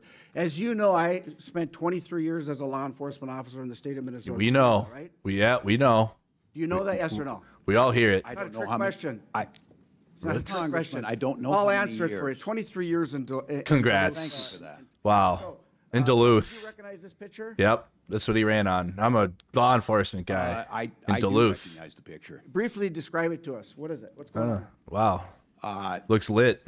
These were folks, I believe the people in the picture now are incarcerated in Minnesota. It's a to the best precinct of 3 my burning down because of your decision. Was this a peaceful protest? No. No. Was this a No. peaceful No, protest? it wasn't. The gentleman standing there, Was this a That was peaceful protest? it was a criminal act that people were prosecuted for. So it wasn't a peaceful protest, right? What is the point As of I this, watched sir? lawlessness devastate Los And? Angeles this past week, Oh, boy. Virtue signal. I was reminded Oh. of your failure to protect Minnesota from civil riots. No way, Governor bro. Walz, on May 29th of 2020, during your own press conference, you described your response to the riots during the 2020 Summer of Love as Summer of Love. an abject failure. Governor, I couldn't agree with you more. That's out of context. And on You May know it. 17th, 2025, you were at the law school, graduating Minnesota Law School, talking to the graduates. Can you read? And we've talked about this. You called the enforcement of illegal immigrants a modern-day Gestapo. You've been asked 3-4 times if you would rescind that, and you won't. Will you rescind it? This is like the 5th time. Yes or no? Congressman, I was talking to law students about due process, and I So said you won't rescind it. you took an oath to due Governor, process. was there a violent al-Shabaab terrorist who entered our country illegally, arrested in Minneapolis last year? Yes, there was. Were there 3 illegal Just hitting them with random shit, bro. predators arrested by They have ICE nothing. in This St. is Paul earlier ridiculous. this year? Mike, can I I respond? hope so. That's their job. Yes, there was. Are the officers who arrested the al-Shabaab terrorists or the child predators, are they Nazis or the Gestapo? The tactics of wearing They're masks. not. The tactics of wearing masks. Why did you unidentified. Why due did you process. tell us that they were the Gestapo? Let him answer. We'll tell you. You believe that any of the violent illegal immigrants I have mentioned have a right to be in this country? I don't know what their immigration status was. They're illegal, violent criminals that the ICE took off the streets of Minneapolis. You did not say, Last week, Congressman, what their status Governor, was. last week, law enforcement officers in the state of Minnesota took There's nothing to 900 answer. pounds of meth off the streets. Do you support that? Yeah. We certainly do. Do you know that Fentanyl, ICE? other Do you know that ICE assisted in that? Oh, they did? Arrest. Those Oh, they did then. investigations. Okay. Do you support the assistance of ICE in that? Well, the city said that they didn't, so Enforcement okay. action. So Yes. they were out there. I can't speak to that because we were not included in the briefing. Exactly. There you go. ICE was part of it. I'm telling you, they were. How do you know? I don't have that data. I would have to trust you. Will you apologize to our constituents and law enforcement officers What? for making them and their families their less families. safe with your incendiary actions. No. I'll congratulate them that they helped us work on the largest pension bill for Governor. Minnesota law enforcement Nice. Governor. in 30 years. Claiming my time. Governor, what weapons did you carry in war? What the heck? Congressman, for 24 years, I carried. No. What weapons did you carry in war? What did you carry? What did? Ooh. Tell you what, Governor, you're You know I barking down the misspoke. wrong Exactly. tree. Wrong tree. I did 23 years. You said that you carried weapons in war. Shut up, Sauber. Go back to Duluth. My wife Yeah. served 25 My years. wife! A little bit of respect for the And witness. she's an Iraq war veteran. You know what I mean? She was This over in the, hectoring is in, not- in the war not- zone. Irrelevant. That's On a point stolen of- valor, and I'm so point of order, disgusted with Mr. you. Chairman. And so are the people that you served Point with. of order. Point of order. That's Halt, stolen valor. just a minute. Stay Stolen point. valor. I don't know. You Mr. didn't Chairman, carry weapons that's in not questioning war. the witness. Congressman, my 24 years was That's not public the for Will you many, many apologize years. for lying? Objection. Will you No, I'm- apologize for lying? Objection. Hold on, pause. That's not questioning a witness. That's not questioning a witness. Exactly, bro. Fuck off. think Point of so, order. huh? State your point, Mr. Rankin. No, you're State yelling your at point. him. You're There we hectoring. go. You're hectoring. You're hectoring. right. You're hectoring. State your Governor, point. you didn't carry That's weapons not- in war, did you? State your point. You didn't Proceed. carry You weapons got in war. 24 seconds. Did you? Congressman, you You know I didn't misspoke. carry weapons in war, yes or no? You lied. Governor, what rank did you retire at? What rank did you retire at? Congressman, I served my battalion as the command sergeant major. That's not the question and for I asked. pay, What rank did you retire at? I retired as a master sergeant in Okay, EA. here's your coin that says you're retired at a command sergeant major. That's Says your I wore challenge that. coin. It This says is- I wore the rank. This is that's right. You didn't retire, did you?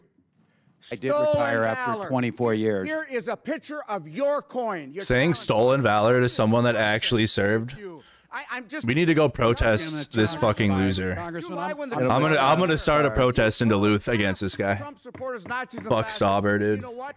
That's why the Minnesota Police and Peace Where does Stauber stay? I support you in the last election. Fuck this. I support them. Action. Fucking, what years did you serve, Stauber? Your police? I served 23 years in the police. Yeah, you are a cow. Chair recognizes Fucking Ms. Tenney loser. from New York. You say stolen valor to people that lied about their service or like that didn't serve and like say that they did. Walls served. And he held a command sergeant major role, which you do when you serve in the military. You could be an E7 and wear the rank of E7 and hold a first sergeant position and you're still referred to as first sergeant. Fucking MAGA, get out of here, bro. Stauber can go kick rocks. Committee. But I just want to say a couple things about what this committee, what we're doing today, and about sanctuary cities. Golly, dude. We are all children of immigrants. My grandparents met at Ellis Island. They sat in quarantine. They came from other countries. Stauber is a fucking clown. That's not what this is about. This hearing is about people who have taken advantage of our borders and our country, who have come in as illegal cartels, who have overrun our northern border, which is part of my district in upstate New York, in New York 24. And these people have taken operational control of our southern and our northern border. And we need our governors to make sure that they're providing the law enforcement backup to our ICE agents and others and not assisting and aiding and abetting in such a way to these illegal immigrants, particularly the cartels. And I think one of the most important things, I'm sick of hearing everyone defaming my constituent, actually, Tom Homan, who's doing an excellent job and who served our country honorably. His big concern, and I think it's a big concern for me, because when I served in the state legislature, Governor Hochul wasn't there as either the lieutenant governor or the governor, but I was one of the leaders on human trafficking. And one of the important questions that Tom Homan talked about repeatedly is, where are the 300,000 children who were human trafficked by people who are profiting off of this human trafficking? Not just drug trafficking, human trafficking, innocent children. Where's our northern borders overrun now? Those are the people that I'm concerned about. And what ICE is trying to do is get to those people who are taking these children and profiting off them and having no regard. And that's what worries me the most, is we've gotten off track on a number of things. And what concerns me is we have this defund and demoralize the police movement brought to a level where we're defunding and demoralizing ICE agents who are simply doing their job to protect our borders. And what concerns me is, and I know Governor Hochul, and obviously I'm going to address you because you're my governor, people have addressed the billions of dollars that New York State taxpayers, by the way, the highest tax taxpayers in the entire nation now. We're always in a struggle with California, who's more, who's less, and I think we're winning out this race now. Not a good distinction, by the way. Not a good distinction to have a northern border that's overrun by people who are human trafficking, bringing illicit drugs into our communities. I've had three parents in We my call Tom Homan mushmouth, okay? Their son Tom Homan is mushmouth. because of illegal people that are coming across our border. And then you got so we know we've spent billions of dollars on all from Maha Man. between New York City and New York State. It's about Maha Man and mushmouth. And that's New York taxpayer dollars. Those are my tax dollars. People, constituents I serve. Tom Homan can't get through a sentence without chewing on his tongue. Is keep these communities safe. And you mentioned that, Governor Hochul, that you were talking about keeping these communities safe. But I want to ask you a question. And I've got a series of questions, and some of them have been asked by my colleagues. But I want to ask you right now, because you're the governor of our state, and you've been presiding over a pretty disastrous situation with our prisons, and many of those prisons, including one of the maximum security prisons, is actually in my district, and a number of other facilities. Are there any criminal, illegal gang members in the New York State prison system right now? Just yes, if there are. No, Congressman, I know want how many, and if you can't get me the answer, can your staff provide us with a general information on that? No, I'll tell you this. I totally agree with you, Congresswoman, that more needs to be done to protect our border. We've asked for support from the federal government for the border that you represent, and I know so well. I've had to deploy $8 million of my own state dollars to amp up. Well, there are state dollars, but let me just take this back. Let me ask you back about the. Let me get to the prisons because I want to get into another thing. Are there criminal, illegal immigrant gang members in the New York State prison system right now? If there are, there will be. Do you know? Do you know? Yes. Do you know if there are? I'm sure there are. But that's why I've already sent 1,300. That's all I want to know. Can you get me the I've already number? had ICE take 1,300 of them upon. I'm not asking you that. I'm asking you. No can we doubt get that the there's information about how many of these, whether they're Trende Aragua, whether they're MS-13, Crips, Bloods? I've toured the prisons. I've seen, people that they line up in rows. I want to know how many of our illegal immigrants that are putting not only other inmates at risk, but also our prison guards who are at risk. Because right now, these types of people are in our prison system are putting our corrections officers at risk. And by you shutting down and cutting off the ability of our corrections officers who are trained to deal with these kind of people there, we're losing the ability of having the trained people there. And our National Guard are wonderful people who serve our communities, but they're not trained to be able to do this, and many of them are underage in that. Can I get the information from you on that? Certainly, and again, I just want to reaffirm that if there's someone convicted of a crime in our prison, they will be deported. We let ICE know 30 days before the end of their sentence, and that's why I've sent 1,300 people already just since I've been governor out of our country. I don't want them here any more than you do. Okay, can I just ask you one last, because you talked about you don't support a sanctuary city. Right now you were a lieutenant governor when this was signed into law under Governor Cuomo. We have the green light law. It prohibits the local DMVs, gives driver's licenses to illegal aliens, which you once didn't support, but now you do. You've admitted that today. Under the green light law, would you support repealing the green light law so that we could allow ICE agents to work with our DMV to find out when these people drive across the Canadian border and they have a carload full of innocent children and they can't find any information? Are we really doing Canada northern border issue propaganda now? Last question, but feel free to answer it. We Holy fuck, absolutely bro. share information on such situations with ICE. That is our job. Do you support repealing the green light law? Gentlelady's time's expired. Chair recognizes Mr. LaHood. Thank you, Mr. Chairman, and I appreciate your indulgence for letting me wave on the committee today. I know it's been a long day. I want to welcome our governors here today. Thank you. Governor Pritzker, on behalf of my constituents and myself, I have serious concerns about the current state of Illinois and the continued direction your administration is taking when it comes to sanctuary policies. And I know we've talked a lot about that today. And I want to be clear, your sweeping sanctuary policies are not just misguided in my view. I think they're dangerous. Your agenda puts ideology above public safety, ties the hands of law enforcement. Ideology? Signals to violent, criminal, illegal. What does that mean, Chad? Illinois is a safe haven. Your administration has made the state of Illinois among the. Are you going to Los Angeles? Defy federal law. No. And you've doubled down on policies like Illinois Way Forward Act, which is legislation. We have protests on Saturday nationwide. That prohibits local law enforcement. I'm not going anywhere until July. I'll just make that known now. Even in cases involving I just don't have the violent criminals. And We'll I think, hearing you today, I think you honestly believe that refusing to turn over convicted felons to federal authorities makes our community safer. And I'll tell you, Governor, it doesn't. And as a former federal and state prosecutor who's worked very closely with law enforcement, none of that makes us safer or makes law enforcement feel comfortable. Instead of working with federal law enforcement to remove dangerous individuals from our streets in Chicago and across Illinois, you're creating bureaucratic roadblocks and political cover. And in my view, that's not leadership, it's government malpractice. Okay. Illinois families are Is there a already question to struggling with ask? the highest combined state and local tax burden in the country. And they should not be forced to subsidize over $2.5 billion in Illinois taxpayer money that's been spent on illegal immigrants over the last 4 years under your sanctuary policies in Illinois. I want to mention 2 specific cases, although I could talk about a lot more. A tragic case involving the family of George Levin, a 63-year-old man who was murdered by a pair of illegal immigrants who were arrested in Chicago in January. He was found bound with duct tape and his legs tied with an extension cord.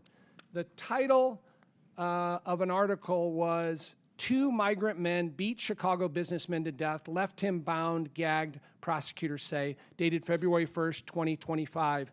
Again, under your sanctuary policies in the state of Illinois. I'd like to submit that for the record, Mr. Chairman. Without objection to ordered. Second one is a case of 2 families, and I want to highlight Chloe Polzon and, of course, Catherine Abraham. Okay, we're going to skip this. We're going to pass on this bullshit Republican nonsense and listen to what Mayor Bass is going to say in LA. This is live. Both are live. So we got live here with the governors, and let's go to LA quick. Of children being left behind. And I want this president to know that this city is tough. This is in LA right now. It is disciplined and will not tolerate what is happening at this moment. Let me know if you guys can hear a little better now. I think we heard what we needed to on that at the committee there from Walz and Pritzker and Hochul. Very clear to me this It's just year bullshit Republican committees. is that they were not just going after the immigrant community, but they were going to go after all the immigrant rights organizations that supported them.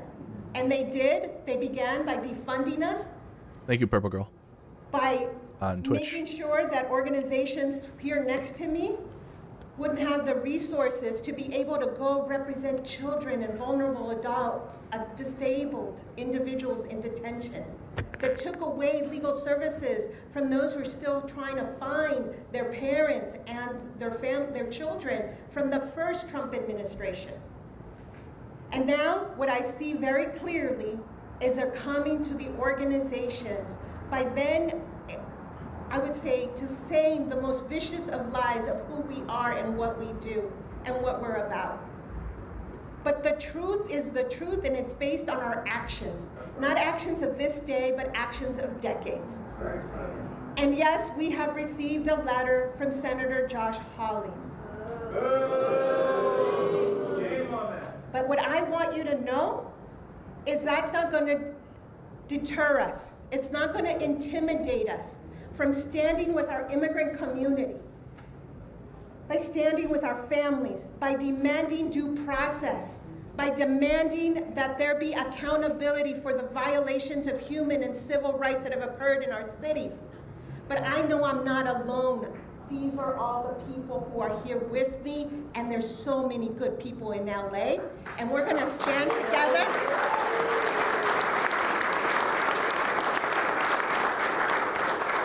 We're gonna show this country that we do believe in liberty and justice for all, and that our Constitution and our Bill of Rights are our guiding principles, and that is what has brought so many. What the fuck? Because they believe deeply in these values, and we're gonna fight. We'll watch that in a second. Hold Spaceballs 2, actually? Okay, we'll watch that in a second. I just got that on my YouTube recommendations. Actually? Spaceballs 2, you guys. We'll watch that after this. One thing I think that is not thought about, we certainly understand it in our city. The immigrant community is vital to the economy of our city. There are entire sectors of our economy that will not function if the immigrant community is too afraid to go to work and too afraid to go to school. You can talk about the construction industry, and I think there's a lot of building that needs to take place here. You can talk about hospitality, and I think that we are concerned about our tourism industry. And I on about the economic impact. That is why we have the Chamber of Commerce. Live in LA here. Central City Association led by Nell McCosker and Maria. You got a small group out there at the federal building. National Guard still standing there. Thank you, Mayor, for your work. Angelica, thank you for your work and what you are doing in the front lines. On behalf of the Los Angeles area, Thank you, Ree, for the gifted. Thank you so much. that we are deeply, deeply disturbed by all the activity that we have seen. And Mayor, you are right. We have a local economy here that is vibrant, but it's vibrant because of all our workforce. That includes our immigrant workforce that is here. And we at the Chamber of Commerce, we understand and we know that they play a role in just about every sector that you can think of. We understand that together, that we power one of the largest economies in this country. And it is important for us to recognize that if we have employees that do not show up to work, that's a problem. If they do not show up to their health appointments, that's a problem. They do not show up to their school and their education, that's a problem for our broader community. We want to see this community thrive. This is the Los Angeles that we all know. And I'm so proud to stand with all the civic leaders that are here, the business leaders that are here to say enough. We need to de-escalate this. We cannot have what happened to Senator Padilla today. That cannot be the norm. Okay, let's actually get that then. Perfect timing. Right, clip here coming in. So there's a press conference going. Mayor Bass is speaking at it. But here's recent statements that I was waiting for from Senator Padilla after he was forcibly removed. Okay, just to get you caught up on that really quick. This happened a few hours ago now. Where'd it go? Here. Here it was. Here's the clip again. I'm Senator Alex Padilla. I have questions for the Secretary, because the fact of the matter is a half a dozen violent criminals that you're rotating on your heads off. How many of our ICE agents have been doxxed for doing their duty, how they have been targeted. Okay, and then he was taken to the ground around the corner. That was a shorter clip. Let's see what he says.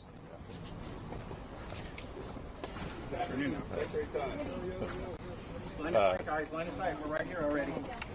Line of sight. Well, good afternoon, everybody. Never put your hand on me. Good afternoon, everybody. I'm Senator Alex Padilla.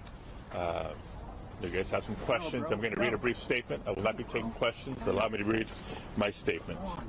I'm here in Los Angeles today, and I was here in the federal building, in the conference room, awaiting a scheduled briefing from federal officials as part of my responsibility as a senator to provide oversight and accountability. While I was waiting for the briefing with General Guillot, I learned that Secretary Noem was having a press conference a couple of doors down the hall. Since the beginning of the year, but especially over the course of recent weeks, several of my colleagues, have been asking the Department of Homeland Security for more information and more answers on their increasingly extreme immigration enforcement actions. And we've gotten little to no information in response to our inquiries. And so I came to the press conference to hear what she had to say, to see if I could learn any new additional information. And at one point, I had a question. And let me emphasize, just as we've emphasized the right for people to peacefully protest and to stand up for their First Amendment rights, for our fundamental rights. I was there peacefully. At one point, I had a question, and so I began to ask a question. I was almost immediately forcibly removed from the room.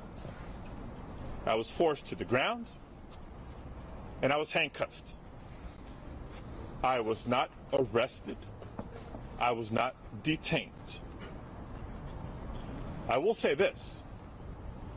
If this is how this administration responds to a senator with a question, if this is how the Department of Homeland Security responds to a senator with a question, you can only imagine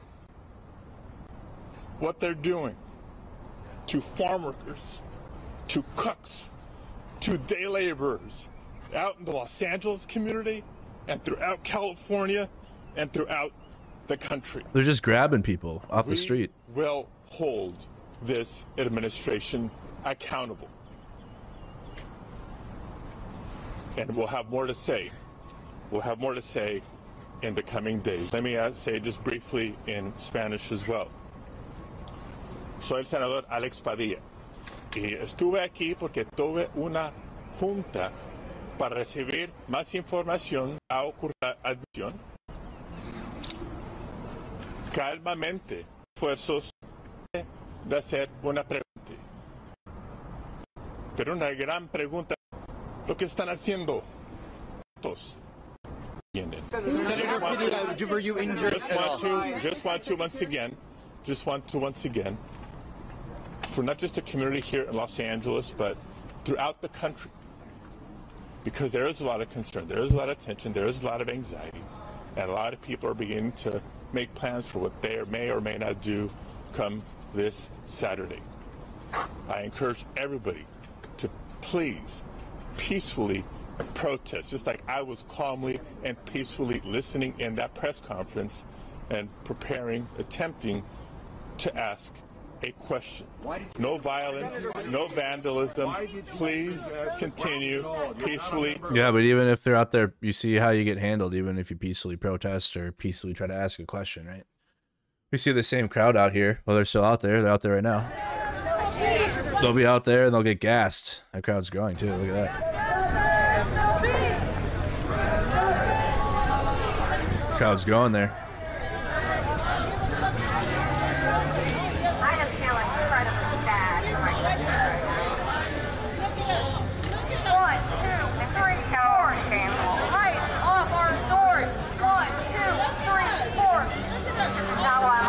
So again, this is a protest outside of the government building. Not why Lieutenant George Salmon of South Carolina Continental Delicious served.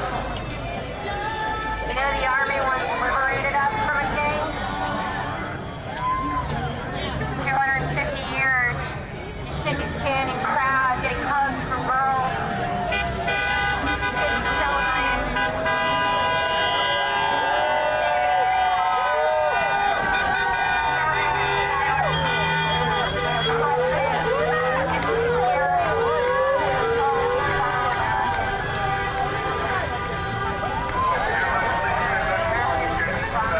Trying to find like there's another feed up of it, but I don't know if there is. I don't know if there is.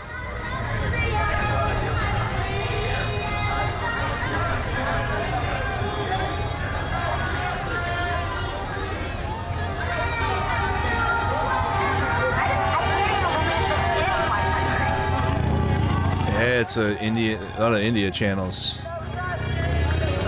And us, there's other streamers that are doing like a windowed stream, I guess.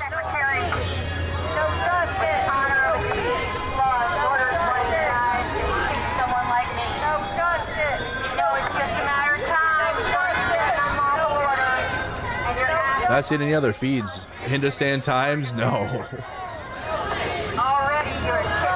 What the heck?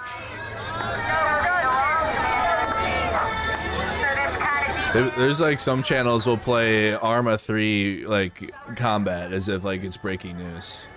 Yeah, let's see what Karen Bass is saying here. Tonight was not for looting, was not for violence.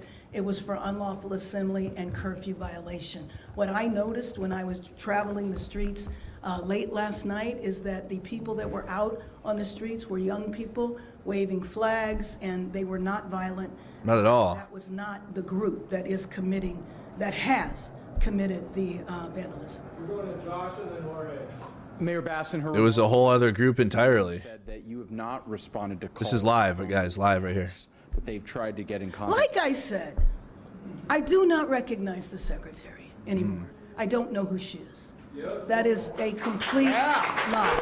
Have you spoken to Senator Padilla, and what would you like to tell? I have spoken to Senator Padilla, and I just, want to express my concern about his health, about his safety. And, all I can say is that, in some instances, there's no words.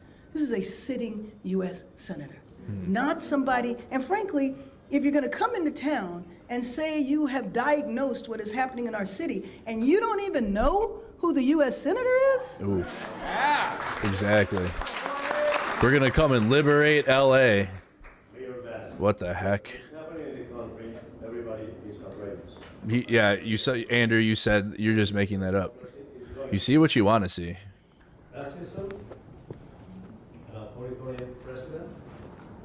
Let me just say that I think that unfortunately our city is being used as a test case.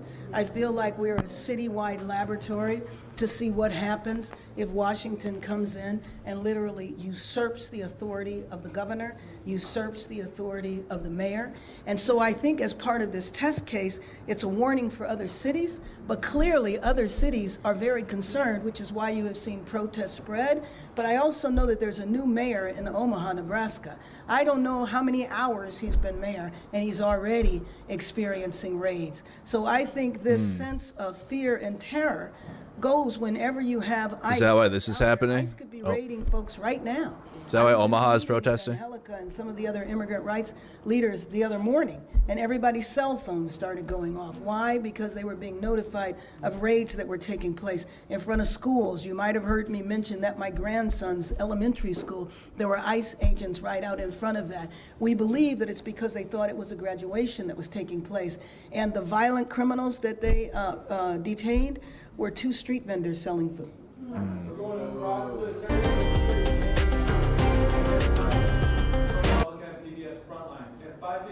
Oh, Chicago out there protesting still. Yes. Big Chicago march. Yeah. No, but thank you for raising that, because I think what that could indicate is an expansion of their mission. Their mission here is supposed to be solely protecting the federal buildings. 100 National Guard or federalized National Guard are in the downtown federal building, and 100 are in the Westwood federal building. Westwood always has protests. None of them have been about this issue. I don't even know why they're there, and frankly, I don't know why the federalized National Guard is needed. But I will tell you, when I saw the federalized National Guard there this morning, it indicated to me that there might be an expansion of their mission, and I believe that is extremely dangerous. Oh, again, all that does is provoke the community. Expansion of their mission. Last week as a turning point in the Trump administration. How does it compare to the last time he was president for you?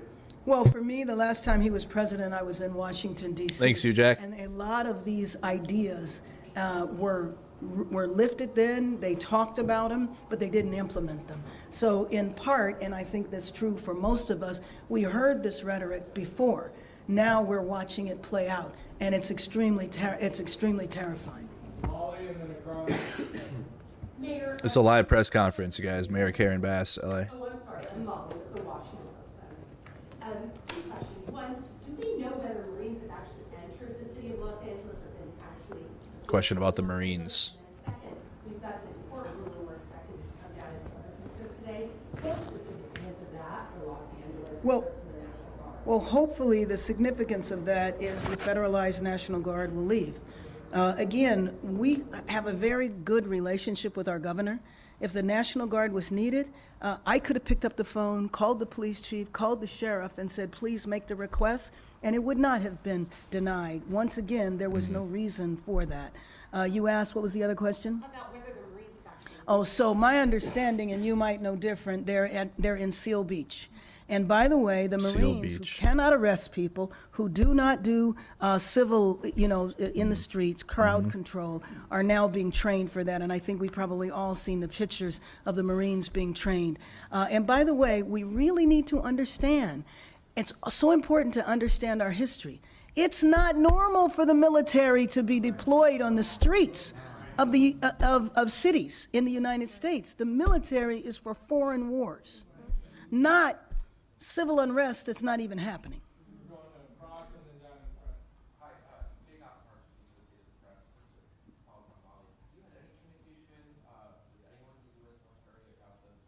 I can't hear the No, question. see, this is the thing about the military, about the Federalized National Guard, about ICE. There's no communication.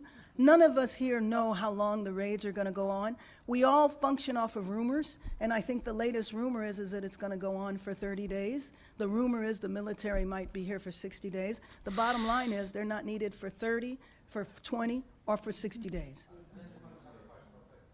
30 days, 60 days would be crazy work, dude. Well, what I know is that, and Then if we're looking at a month, then yeah, I'll probably get to LA eventually here. Especially every day that passes, our reports and the numbers of raids increase. They also increase. But there's ICE raids in other cities. Like look what happened to Sacramento last night. Of hospitals, and so in churches. And so what I need you to understand is that each day there are multiple actions. And they're not just in the city of Los Angeles. So they'll be in Whittier, they'll be in Downey, they'll be in all adjoining cities, regional cities. Yesterday, our RAIDS Rapid Response Network did not stop receiving calls until after 7 p.m. And so there's two kinds of reports. It's the community is also very scared. So even if they are not at an enforcement site, what's happening is they're witnessing everything. Right. So a lot of our volunteers. Mayor, can I say something in Spanish? Because I think it's It looks like Attorney General Keith Ellison will also be there on Saturday. A nuestra comunidad inmigrante, a toda nuestra comunidad aquí en Los Ángeles. Lo único que sí les quiero decir es que toda esta gente que está aquí, todos son líderes cívicos de Los Ángeles, con nuestra alcaldesa, todos diciéndoles a ustedes que no. Well, that's continuing on in LA, you guys. We got a press conference. So let's look at this clip really quick. There's a bunch of committees happening in the Congress.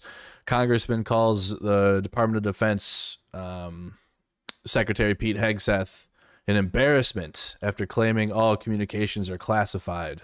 This just happened a few hours ago. Let's just check this clip out. California, Mr. Carbajal. Thank you, Mr. Chairman. It shouldn't come as no surprise that I have serious concerns with both the deployment of the National Guard and the Marines to Los Angeles. I served in the Marine Corps. We are trained to be war fighters, not for crowd control. Everyone here should be alarmed that the president has sent armed forces into a city against the wishes of a governor and mayor. I am concerned this administration is purposely escalating the situation with this step and politicizing our armed forces in the process. Let's call it for what it is. It's political theater. Hegseth, are the Marines in Los Angeles ordered to protect property by any means necessary? Sir, I would say the ICE officers and police officers being attacked is not political theater. The National Guard and Marines, just yes or no. Just yes or no.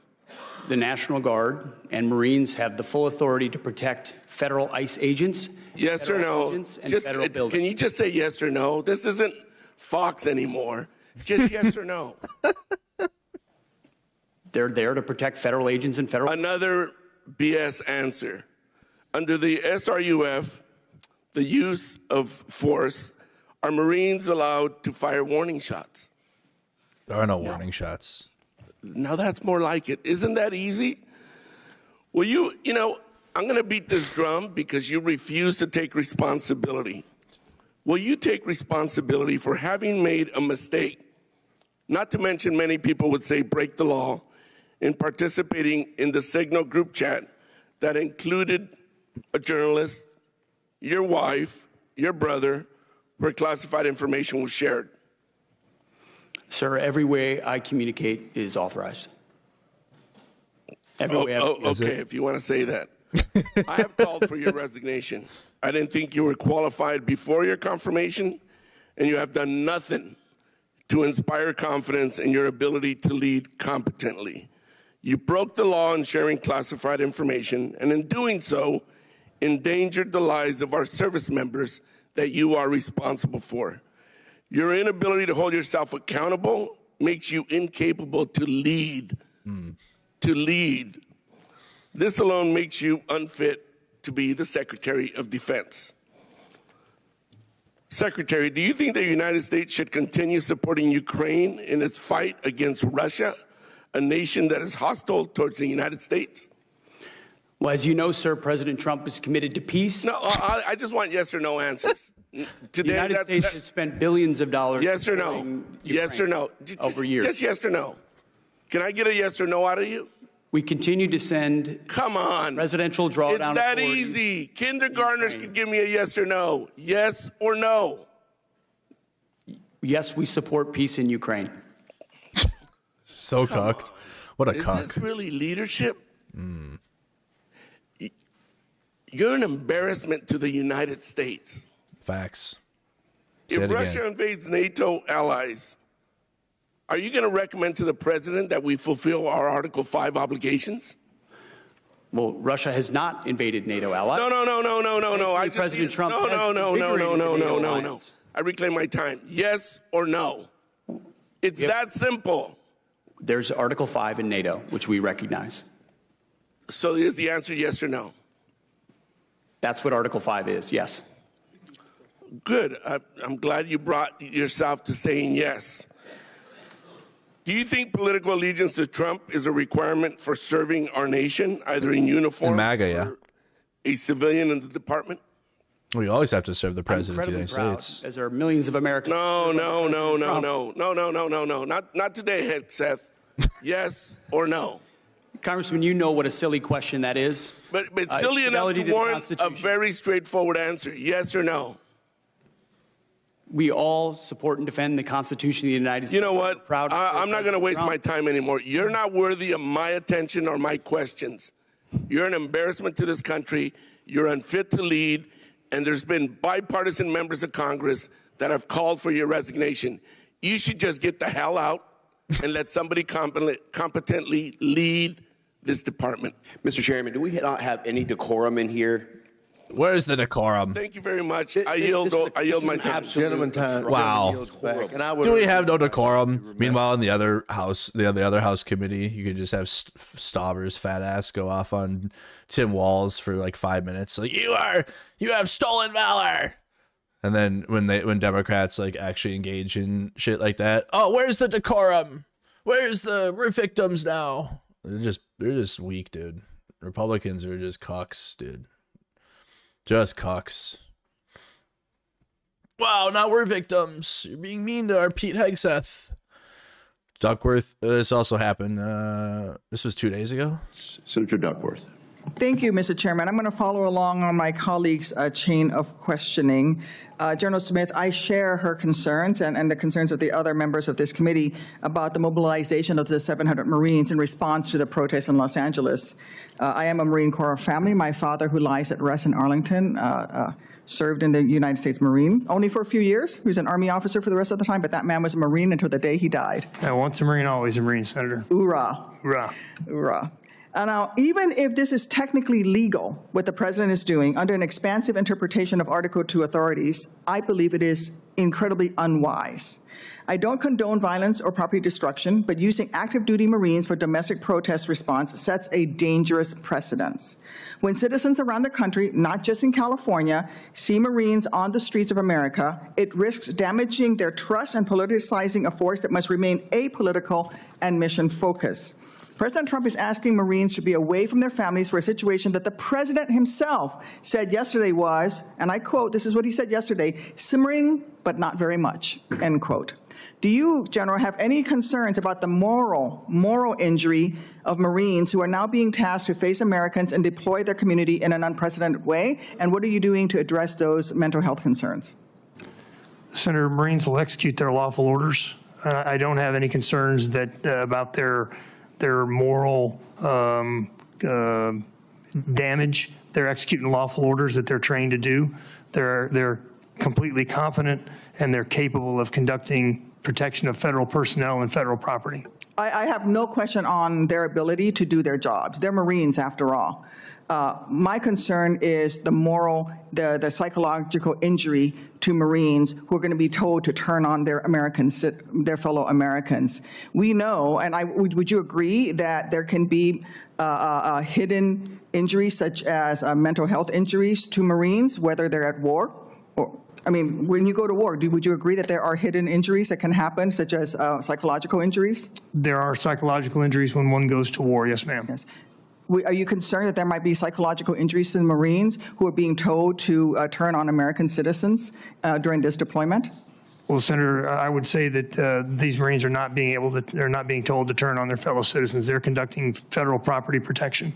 So you have no concern that there might be Marines that are having a psychological negative reaction to being put on. I'm not saying that they can't do their jobs. I'm saying you have no concerns and you're not preparing for any mental health counseling as a result of this deployment for these 700 Marines. Senator, we always have mental health counseling available to Marines at all times for any purpose, but I don't have any heightened concerns about this. Okay. Well, active duty troops are trained for war fighting and not policing. We ask a lot of different, very difficult things of our troops, taxing their mental health. And now we're sending them to turn on their own communities outside of their normal training. I would be concerned for the well-being of our heroes. I want to switch my line of questioning to Sealift and leveraging our international partners. There's a reason that our system is supposed to prevent the use of our military on our soil, except for the most necessary circumstances. Ideally, in coordination with local elected leaders, the alternative is un-American. From my perch on this committee and the Commerce Committee, changing topics a little bit, I am concerned about our military and commercial maritime capacity. I appreciate the leadership of many of my colleagues on this issue, and I strongly support ongoing efforts to expand our domestic shipbuilding industrial base. Even with this renewed emphasis on domestic shipbuilding, especially of commercial vessels or big-ticket military ships, I remain concerned that we are underinvesting in a critical element of any future fight, sea lift. It will not matter how many submarines or destroyers we can build if equipment, fuel, and resupply cannot make it to theater. And if our troops don't have enough ships to ferry each other and their resupply from place to place within the theater, and this is especially important for the Marines to have amphibious and local resources, I'd like to ask all of our witnesses, do you agree that we lack the necessary number of sea lift or auxiliary vessels to meet the logistical demands of a contested environment in the Indo-Pacific? Admiral, I'd like to start with you, and everybody on the panel, please respond. I think we can do better there, ma'am. I'm not sure I would say we lack. Okay, so that's something else here. Okay. Oh, that ended too. We got protests in Chicago. March against ICE in Chicago. The other questions were about other things. So that was from a couple days ago in response to the Marines.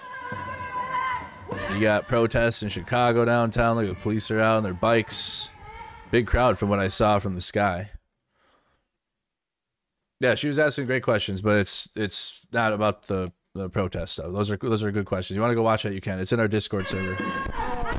You can watch all these clips I'm pulling from Discord, so go there and pull them up if you would like to watch the rest of that.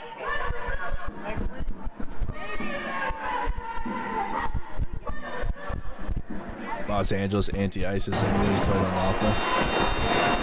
What is this? Dad's Gone Live? Is Dad's Gone live? That's a short. Okay, please. Okay, try. If I'm looking for live feeds, I guess. Like clips are okay. Maybe I should do streams. I need to do a stream one on Discord. I think the audio here is just not good. That is terrible audio. That is the worst. Looks like you have one crowd out there still in front of the federal building.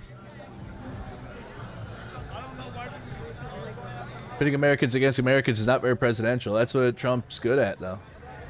That's what he's for. This is the LA. We're in LA and Chicago. I'm gonna be honest, you guys. I don't think I'm gonna cover. Yeah, I got a hair. I had to get a haircut. I was going a month without one. I was looking ragged. We're gonna be on my gaming channel later on. If it gets crazy, maybe I'll switch. But I need bro, we're gonna be all weekend. Like Saturday is gonna be the longest day of protest stream, and same with tomorrow. I think tomorrow night. Like they already have all their stuff. What is that, bro? This guy's got Middle East. This isn't the guard here. That's the police behind the guard. So you have the guard here, and then the whatever police force that is, the federal police, right behind them.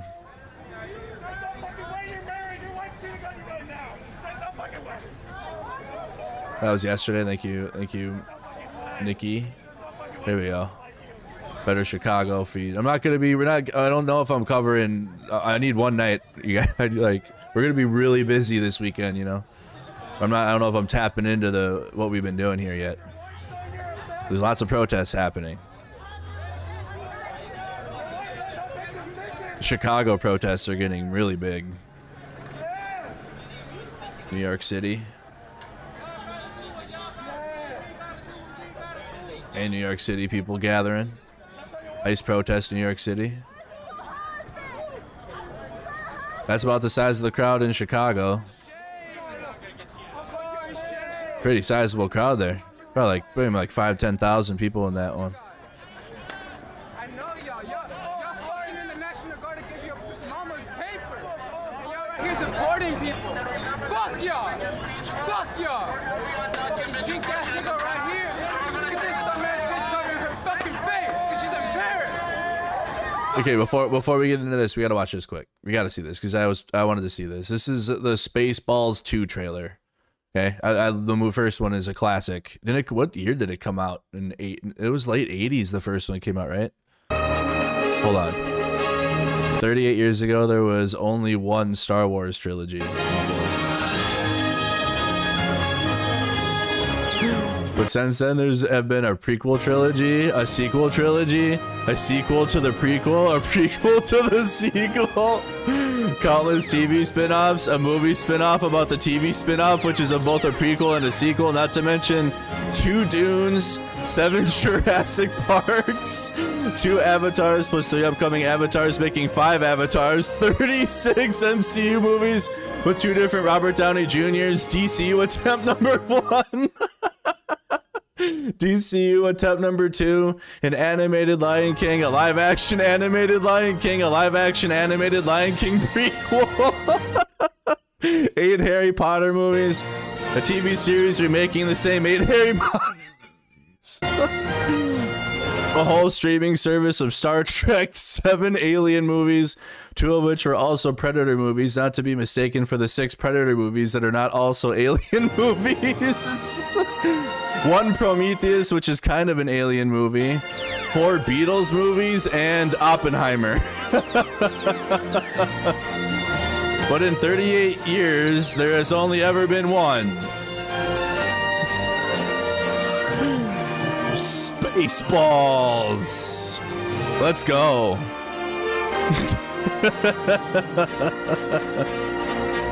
How are you gonna do it without John Candy? Until now.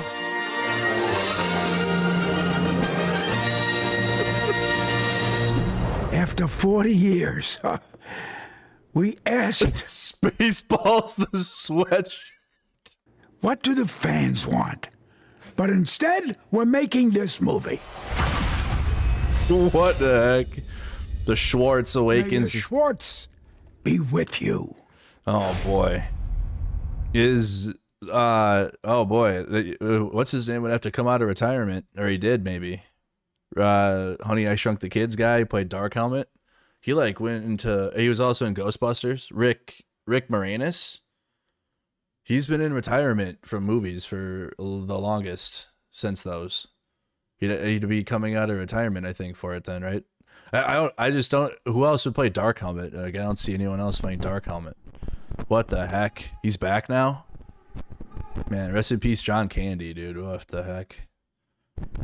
Mel Brooks. May the Schwartz be with you. You guys gotta go watch the first one if you haven't seen the first one. That's funny. That's good. Spaceballs the sweatshirt. They did it to, wasn't it made just to like meme on, it was memeing on Star Wars obviously the whole time. And all the merch for Star Wars, and they had like all the Spaceballs merch in them. It was like the whole movie is like fourth wall breaking. Like, it's so good. You have to watch it if you haven't. It's really good. Well, now you especially have to because the second one's coming out. That's awesome. That's a great announcement. Is this legitimately live? Man, these are, I've never seen. What stream is this? GameStar Chloe? Oof. I don't have any. Where's all of, okay. Never streamed before. Welcome to my channel. Oof. I don't know. Could be live. They're on the other side of the street. This is where we're tough here. No audio either. There's some. Also, a lot of the graffiti which we've seen scrawled across buildings and roads are starting to be cleaned away. So it does appear as though that curfew which Where's all the, they're probably waiting for nighttime at this point now, huh? Like all the main LA streamers are probably waiting until nighttime. Maybe we'll watch Spaceballs on Discord. We still have to finish The Last of Us, guys. We haven't finished it. Every time I want to finish it, some shit happens. Second season was kind of ass anyways, to be honest.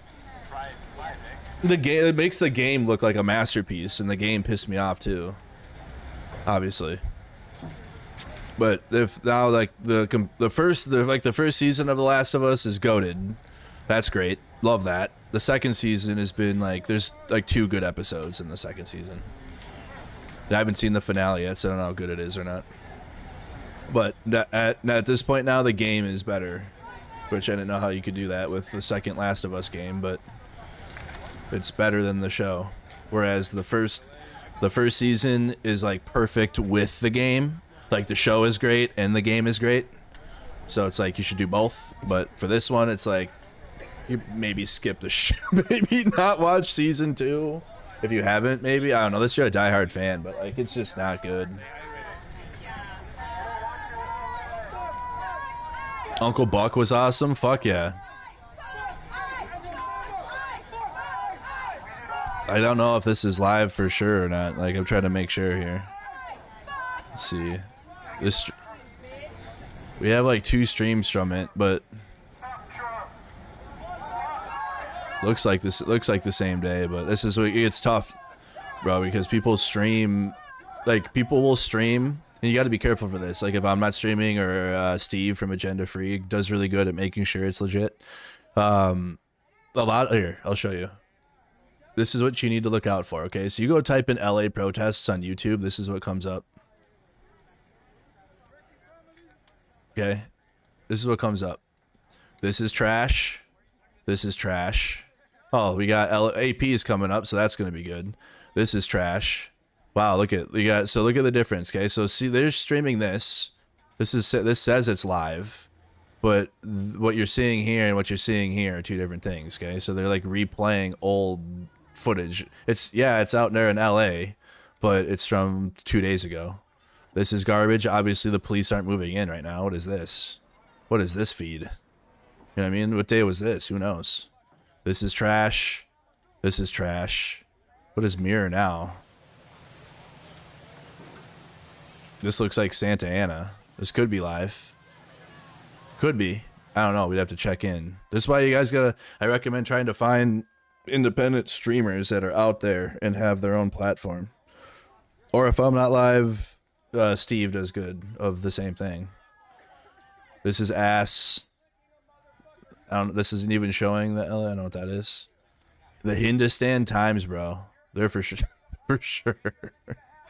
Is Reuters out there? I don't even think they're out there. No. Oh, they were. Oh, they had a Mayor Karen Bass was out doing the press conference. Yeah, CNN News 18. Maybe they're showing something legit. They usually don't. So be careful if you're trying to find feeds, because yeah, look at this one. There's CNN News 18. There's 1,200 people watching something that isn't live, but they're saying it's live. This isn't legit at all. I guess you could just cook on that, I guess. Just have people confused. Okay, they're replaying this. But this is a live stream of the unit.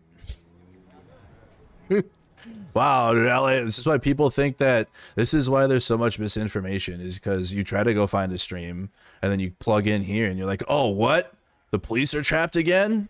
Wow, LA is just a nonstop nightmare. It just never ends because you have people that replay the content over and over and over and over again. Okay, so that's obviously not live. That happened, what, 3 days ago, 4 days ago?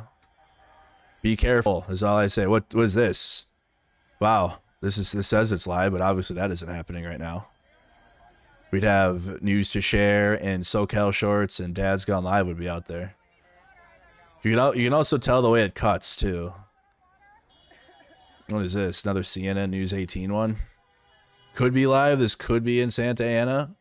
Maybe, I don't know, because Santa Ana was looking like that. And that's like 18. There's like 15 feeds right there of garbage. So I'm not trusting these two yet completely. We have Chicago for sure. We have Chicago protests that are legit streamed right now. And you can go rewatch stuff if you want to, but just if it says it's live and it's not actually live, we'll probably have an issue with that, maybe. This audio in Chicago is so bad. How about those people? No, you know the ones that I mean, not so bad. Thank you, Sator, for the 10. Also, thank you for the 10. I work on a zombie survival game and I endlessly hear make game feature like The Last of Us. Oh, dang. Just make The Last of Us, okay? The rest of them. Make the rest of them. The game. The true sequel. The true sequel. Do you want more coverage? Yes. How do I vote? Yes. There's nothing. I mean, if you live in LA and you're doing it, there's no. I had been out there already.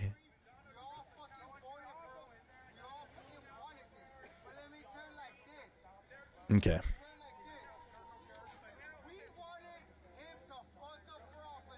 I don't know if these streams are legit. This person's ever streamed before. Is there any legit streams we know of that are happening? Crockett, Political Theater. Oh, besides AP will be going live soon. Where are they at? AP News. They're trusted for streaming. See, that's the Santa Ana view. So that other channel is replaying yesterday's stream. Yeah, it's scheduled in an hour. 1 hour from now. Damn, dude. Just cut and paste The Last of Us instead of making your own unique passion project, please. We want Ellie. Give us Ellie and Joel. Massive march in Chicago. You got nighttime AP stream coming up in an hour, but not right now. I just don't trust these two streams from LA here. I don't trust. It could be sus. Live anti-ICE protests in Seattle. It could be old. Please verify. Please also verify. Try to do what I just said. Texas. Man, I don't know about these feeds, dude. Gotta try to find something. And it's tough, though. I get it. TikTok would probably be better, honestly, than random YouTube streams right now, because there's a lot of spam YouTube feeds. Unless we know the streamer that's on the ground. This is Chicago. Yeah, that's not happening in Seattle. Everybody subscribe. New York City, they're chilling. Well, obviously LA is still out, but in front of the building. The only massive protest I'm seeing right now outside of LA is just Chicago one. Bicycle Brigade, bro.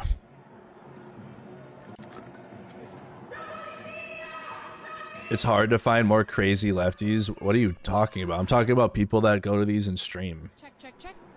We've literally watched streams of the opposite of lefts, but they showing what's happening.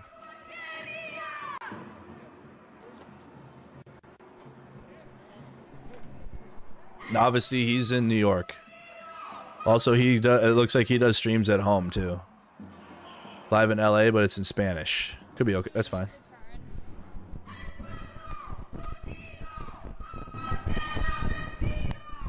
anything better than this Chicago audio. That's burnt. I will not stop fighting. Regardless, I'm first generation. I will not stop fighting for like nice. People, like my What will you tell those kids that all the country they deny where they come from? They are like I don't know, adding themselves to those discriminatory and racist policies. Okay, yeah, this is legit. Here. It takes such a long time. My parents, it took forever for them to get. Look at what they've done before too, and make sure that it's not bullshit. This guy's legit. And it's like no one understands that. No one understands that it takes such a long process to get citizenship. And it's so sad to see other people say, why didn't you do it the right way? Why'd you do it the wrong way? Like, no, you don't understand. You guys were just like natural. It's like, no, kind of like privilege. You guys are privileged enough to do this. And I mean, respect to you guys, but some people can't do that. A Twitch stream? Our country right now. What? Do you think, besides Hassan? we have a chance to win, to defeat fascism? Well, of course we can. I mean, not fascism yet. Okay, we have a Twitch stream out there. That isn't Hassan. All right, let's go back to the front of the detention center, or I guess the back of the detention center. Day 3 for them. It'd be like day 6 now. Would it be day 6 now or day 7? I don't live here.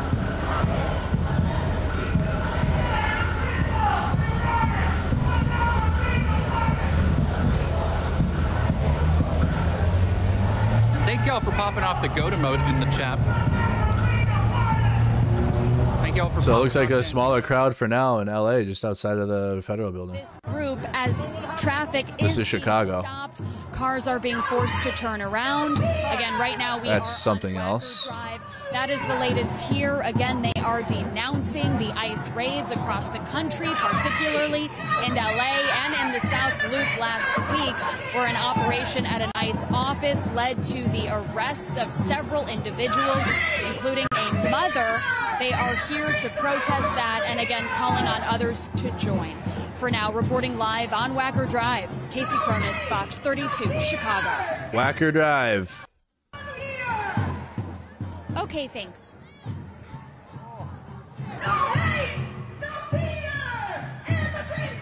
Yeah, it's 6-day protesting overall. So again, we got Chicago and LA. You're gonna have a better feed in LA at AP. It's just gonna be quiet because it's not the best. I'm gonna call you until You got a kick stream in New York.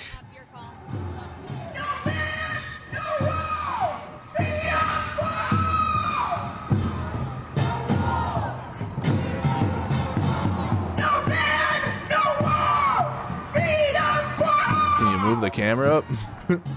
Betsy, thank you for joining the channel. Okay.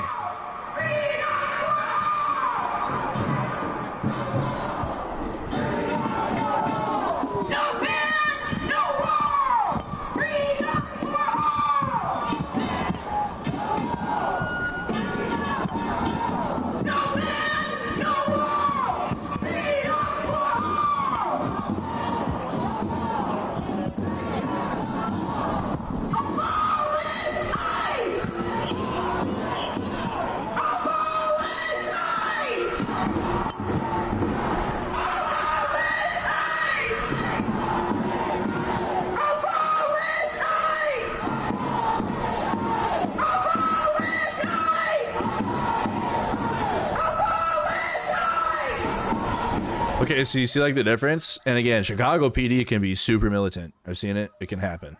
But do you see how like the police are like with the protests? You know, they have the bikes for the shield or for the limits of like where the march can go, obviously. They can't be like taking up both sides of the road or whatever, or going down side roads. They won't let them go on the highway because that shit is Chicago loop is really busy. But they're out there like, you know, not tear gassing and flash banging the protest. And they're marching with them. Yuck. Oh, they're protesting Trump Tower.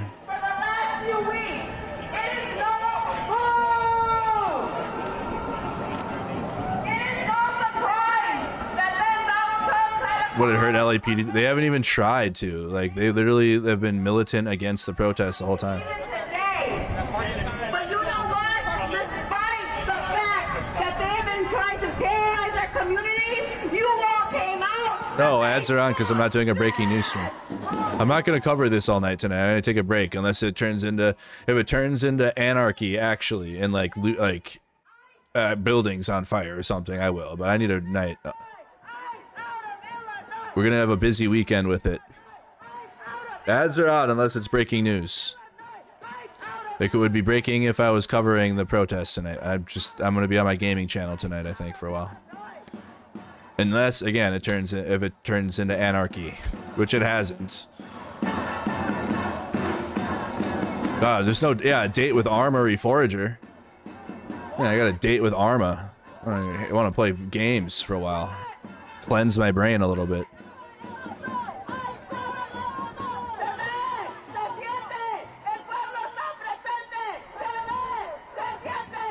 Merc promoting rioting? When am I promoting rioting? I'm talking about being live covering protests all night. If it turns into something beyond what we're looking at here, I will go live. But if it's just peaceful protesting, or obviously LAPD's kettling people, that'll likely happen again. But I'm going to probably tap in again full-time for protest only tomorrow and through the weekend. Have I tried Splitgate 2? No. Do you like it? Before all this happened this week, we were playing Death Stranding and Armory Forager. Those are the two games we're playing. Plus various ones in between, but... I wanted to stream Mind's Eye because I knew that game was going to be dog shit, but it seems like everyone's already saying it's dog shit, so I might not have to now. I knew it was going to be so bad. Respect for the protester wearing a Mortician death metal band shirt.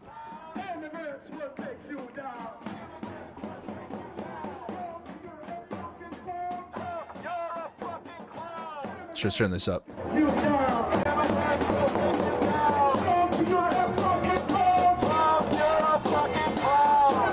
Hey, thank you, World War III, for the 5 Tier 1 gifted subs on Twitch. Thank you so much. Thank you, thank you.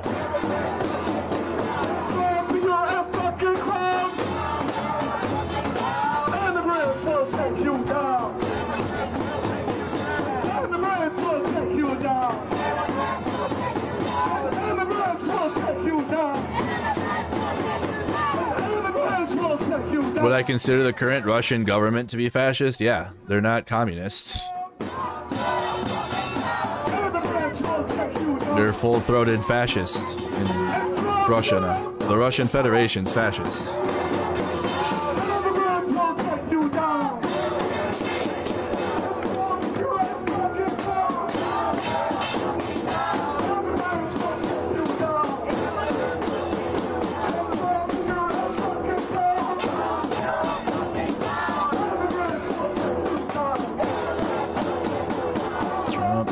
Fucking clown.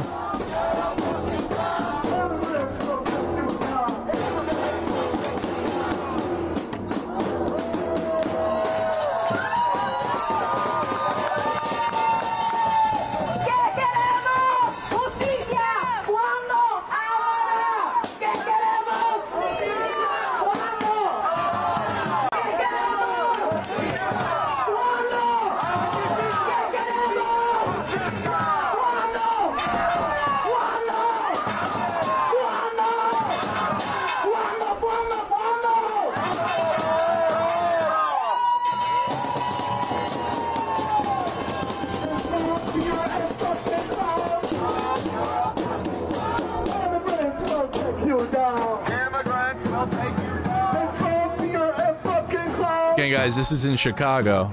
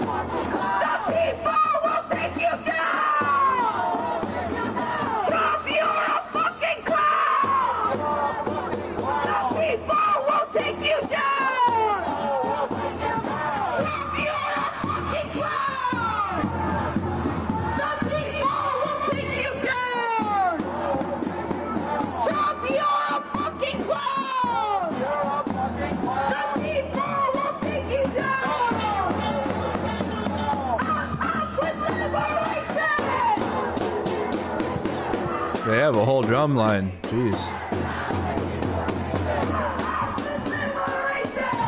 You said once Joel died, the show sucked. People literally, it felt the same thing in the second game, guys.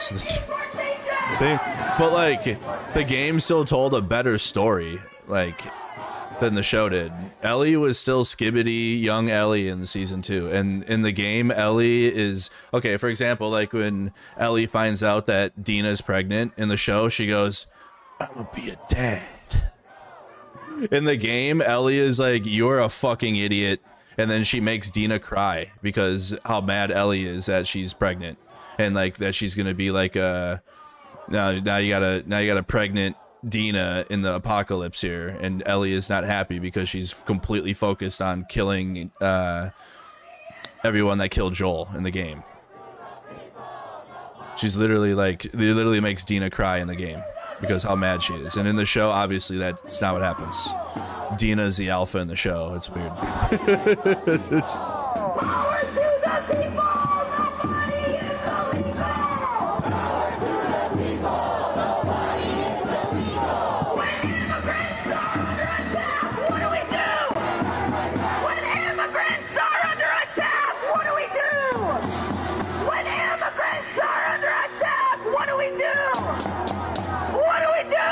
Facebook plus. It looks like no comments in 26 minutes. Is that facts?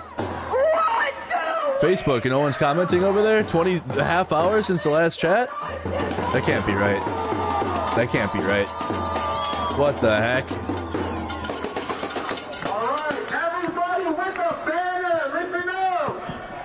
Yeah, that's not right. My chat like glitched out.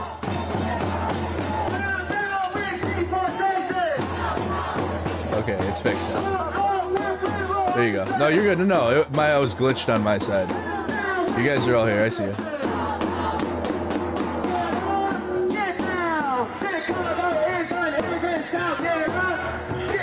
Yeah, it's a bad... Cameraman sucks. I know. That's why I go out and do it, because the streams are like this. It's the best we can do to hear the protest, though. And the chants. Unless there's another stream, but... This guy's really bad at this. Don't get down. Chicago is up. Get up, don't get. Chicago is up. Get up, don't get down. Chicago is up. Get up, don't get down. Chicago is up. Immigrants out. Get up, don't get down. Get up, don't get down. Chicago is up. Get up, don't get down. Chicago is up.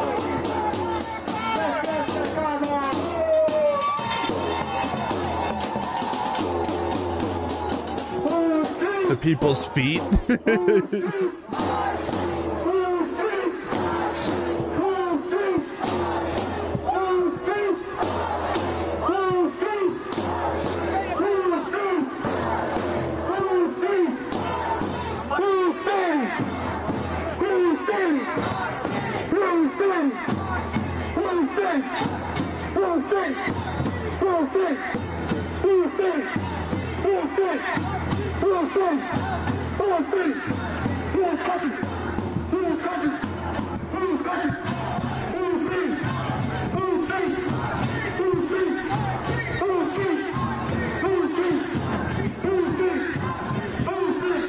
Brother, I think they're just like carrying the camera. Like does he know that there's how many?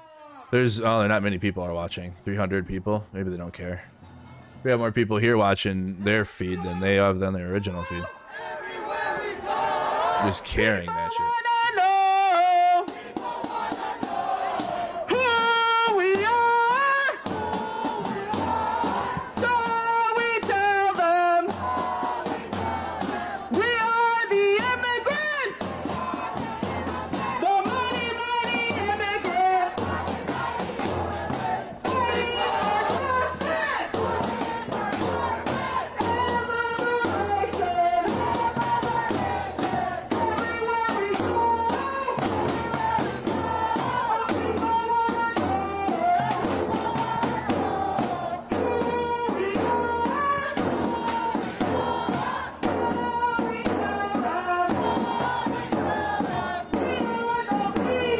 Thank you, Leg Monster, for the 5 gifted.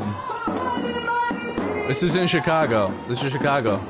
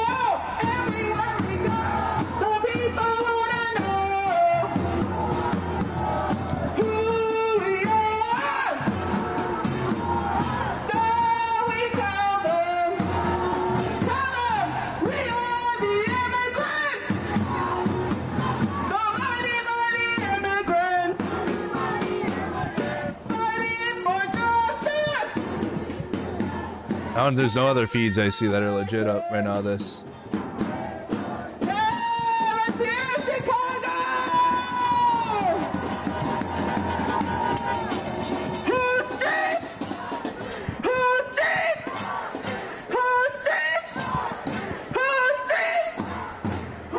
Got this post sent to me here from 4029 News.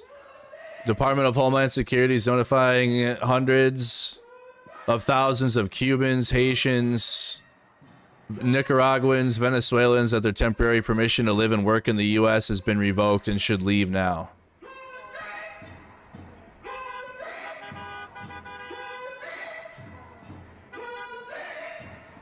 I'm trying to find another source on that first.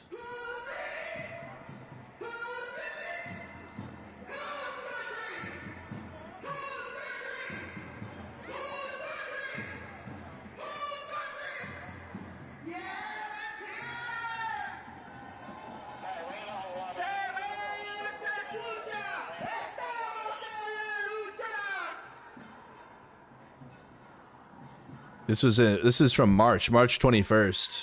532,000. The story from March. So this is ongoing developments from it.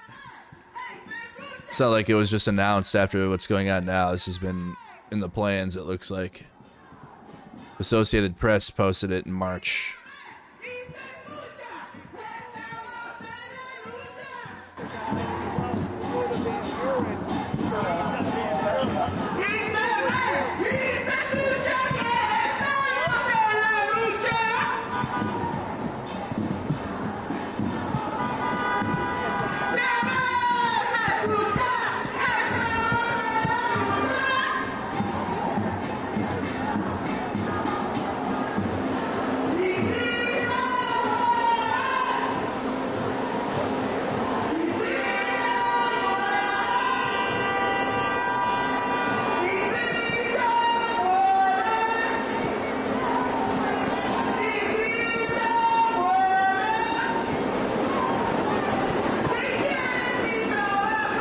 It's because they don't actually want legal immigration. It's just it's bullshit. They don't want any immigration. That's the true MAGA stance is nobody comes in.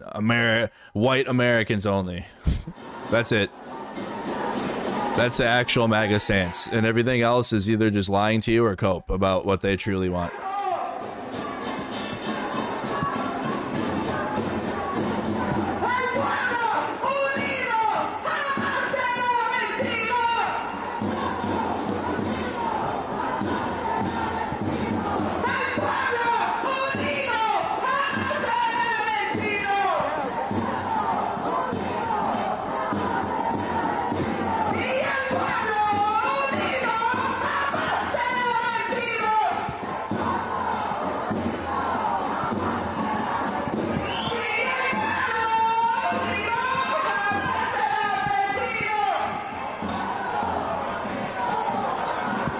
This is in Chicago, you guys.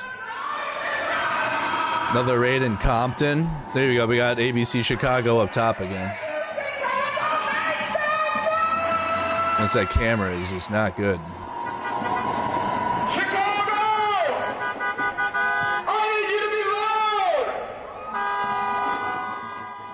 Bro, I love Chicago. All the conservative hate about the city.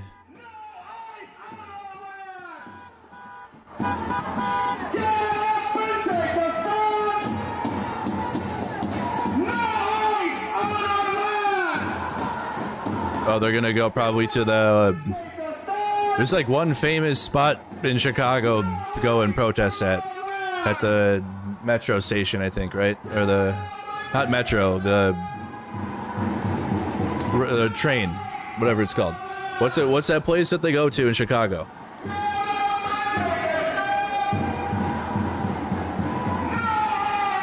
Union Station. Is that the one?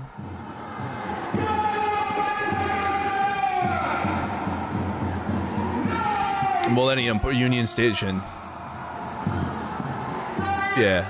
The park, for sure. Yeah, the park, yes. The park, but Grant Park, but also the station is like a common protest spot. No, they don't know. I've never seen one go to the Bean.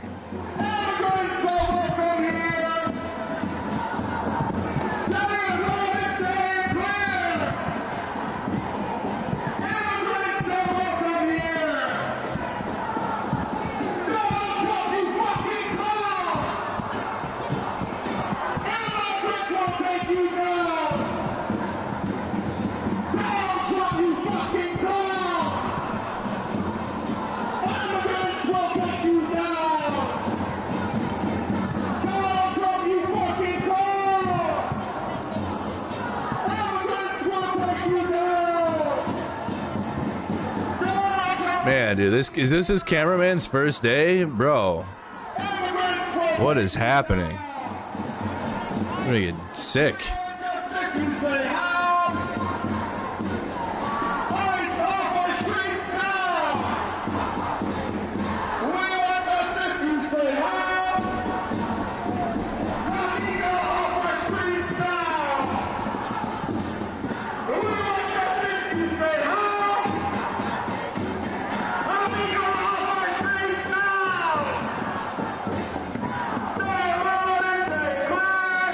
I'm not sure exactly what's this landmark here. I don't know, like the street. Look, in Chicago, they're just marching all through the city. Got like one nucleus of protest, and you got the bike cops on the sides of it, and they're going through the city. I don't know what street that's a theater.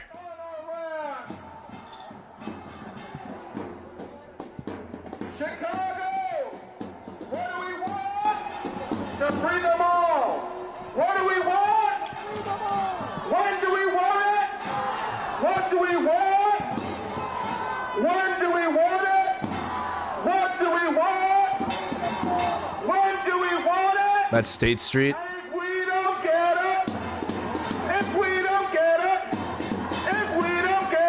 This is Chicago, Illinois. Oh yeah, smoking an L with the police right there. Hell yeah.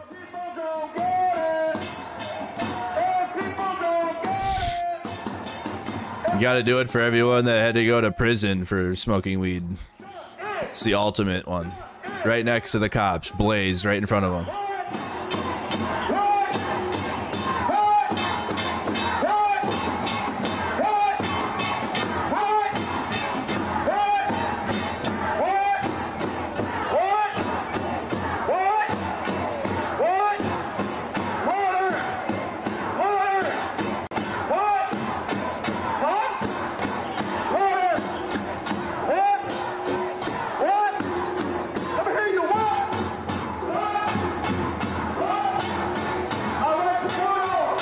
They're heading south on State Street, it looks like. Who shall sit down?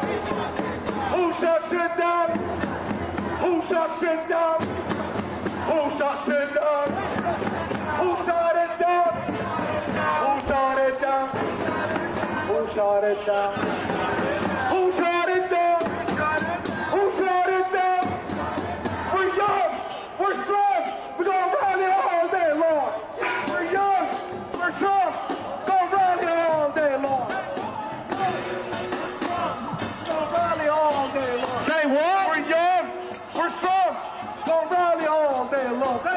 We're young and strong, we'll rally all day long. We're young and strong, we'll rally all day long. So it's Chicago here. There's the theater. They're marching this way. Or are they going to the bridge? No, they'd be no.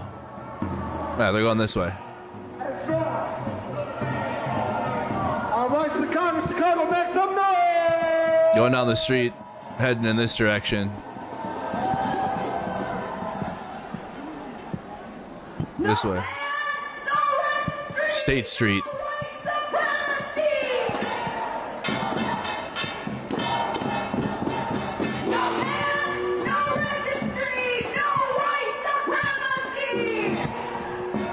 Yep, got it.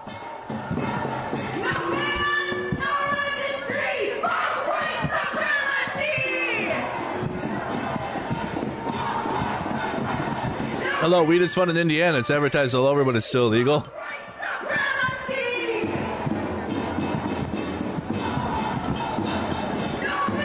It's got to become legal.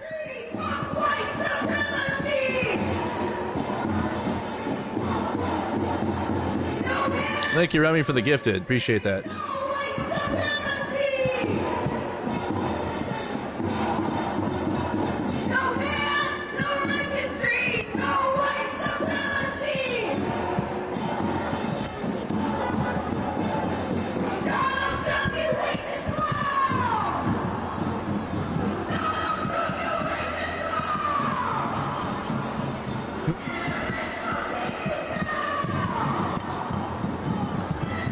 Donald Trump, you racist clown. What channel is that coming from? The Chicago March. It's a Chicago March. We got it from the sky and from the ground.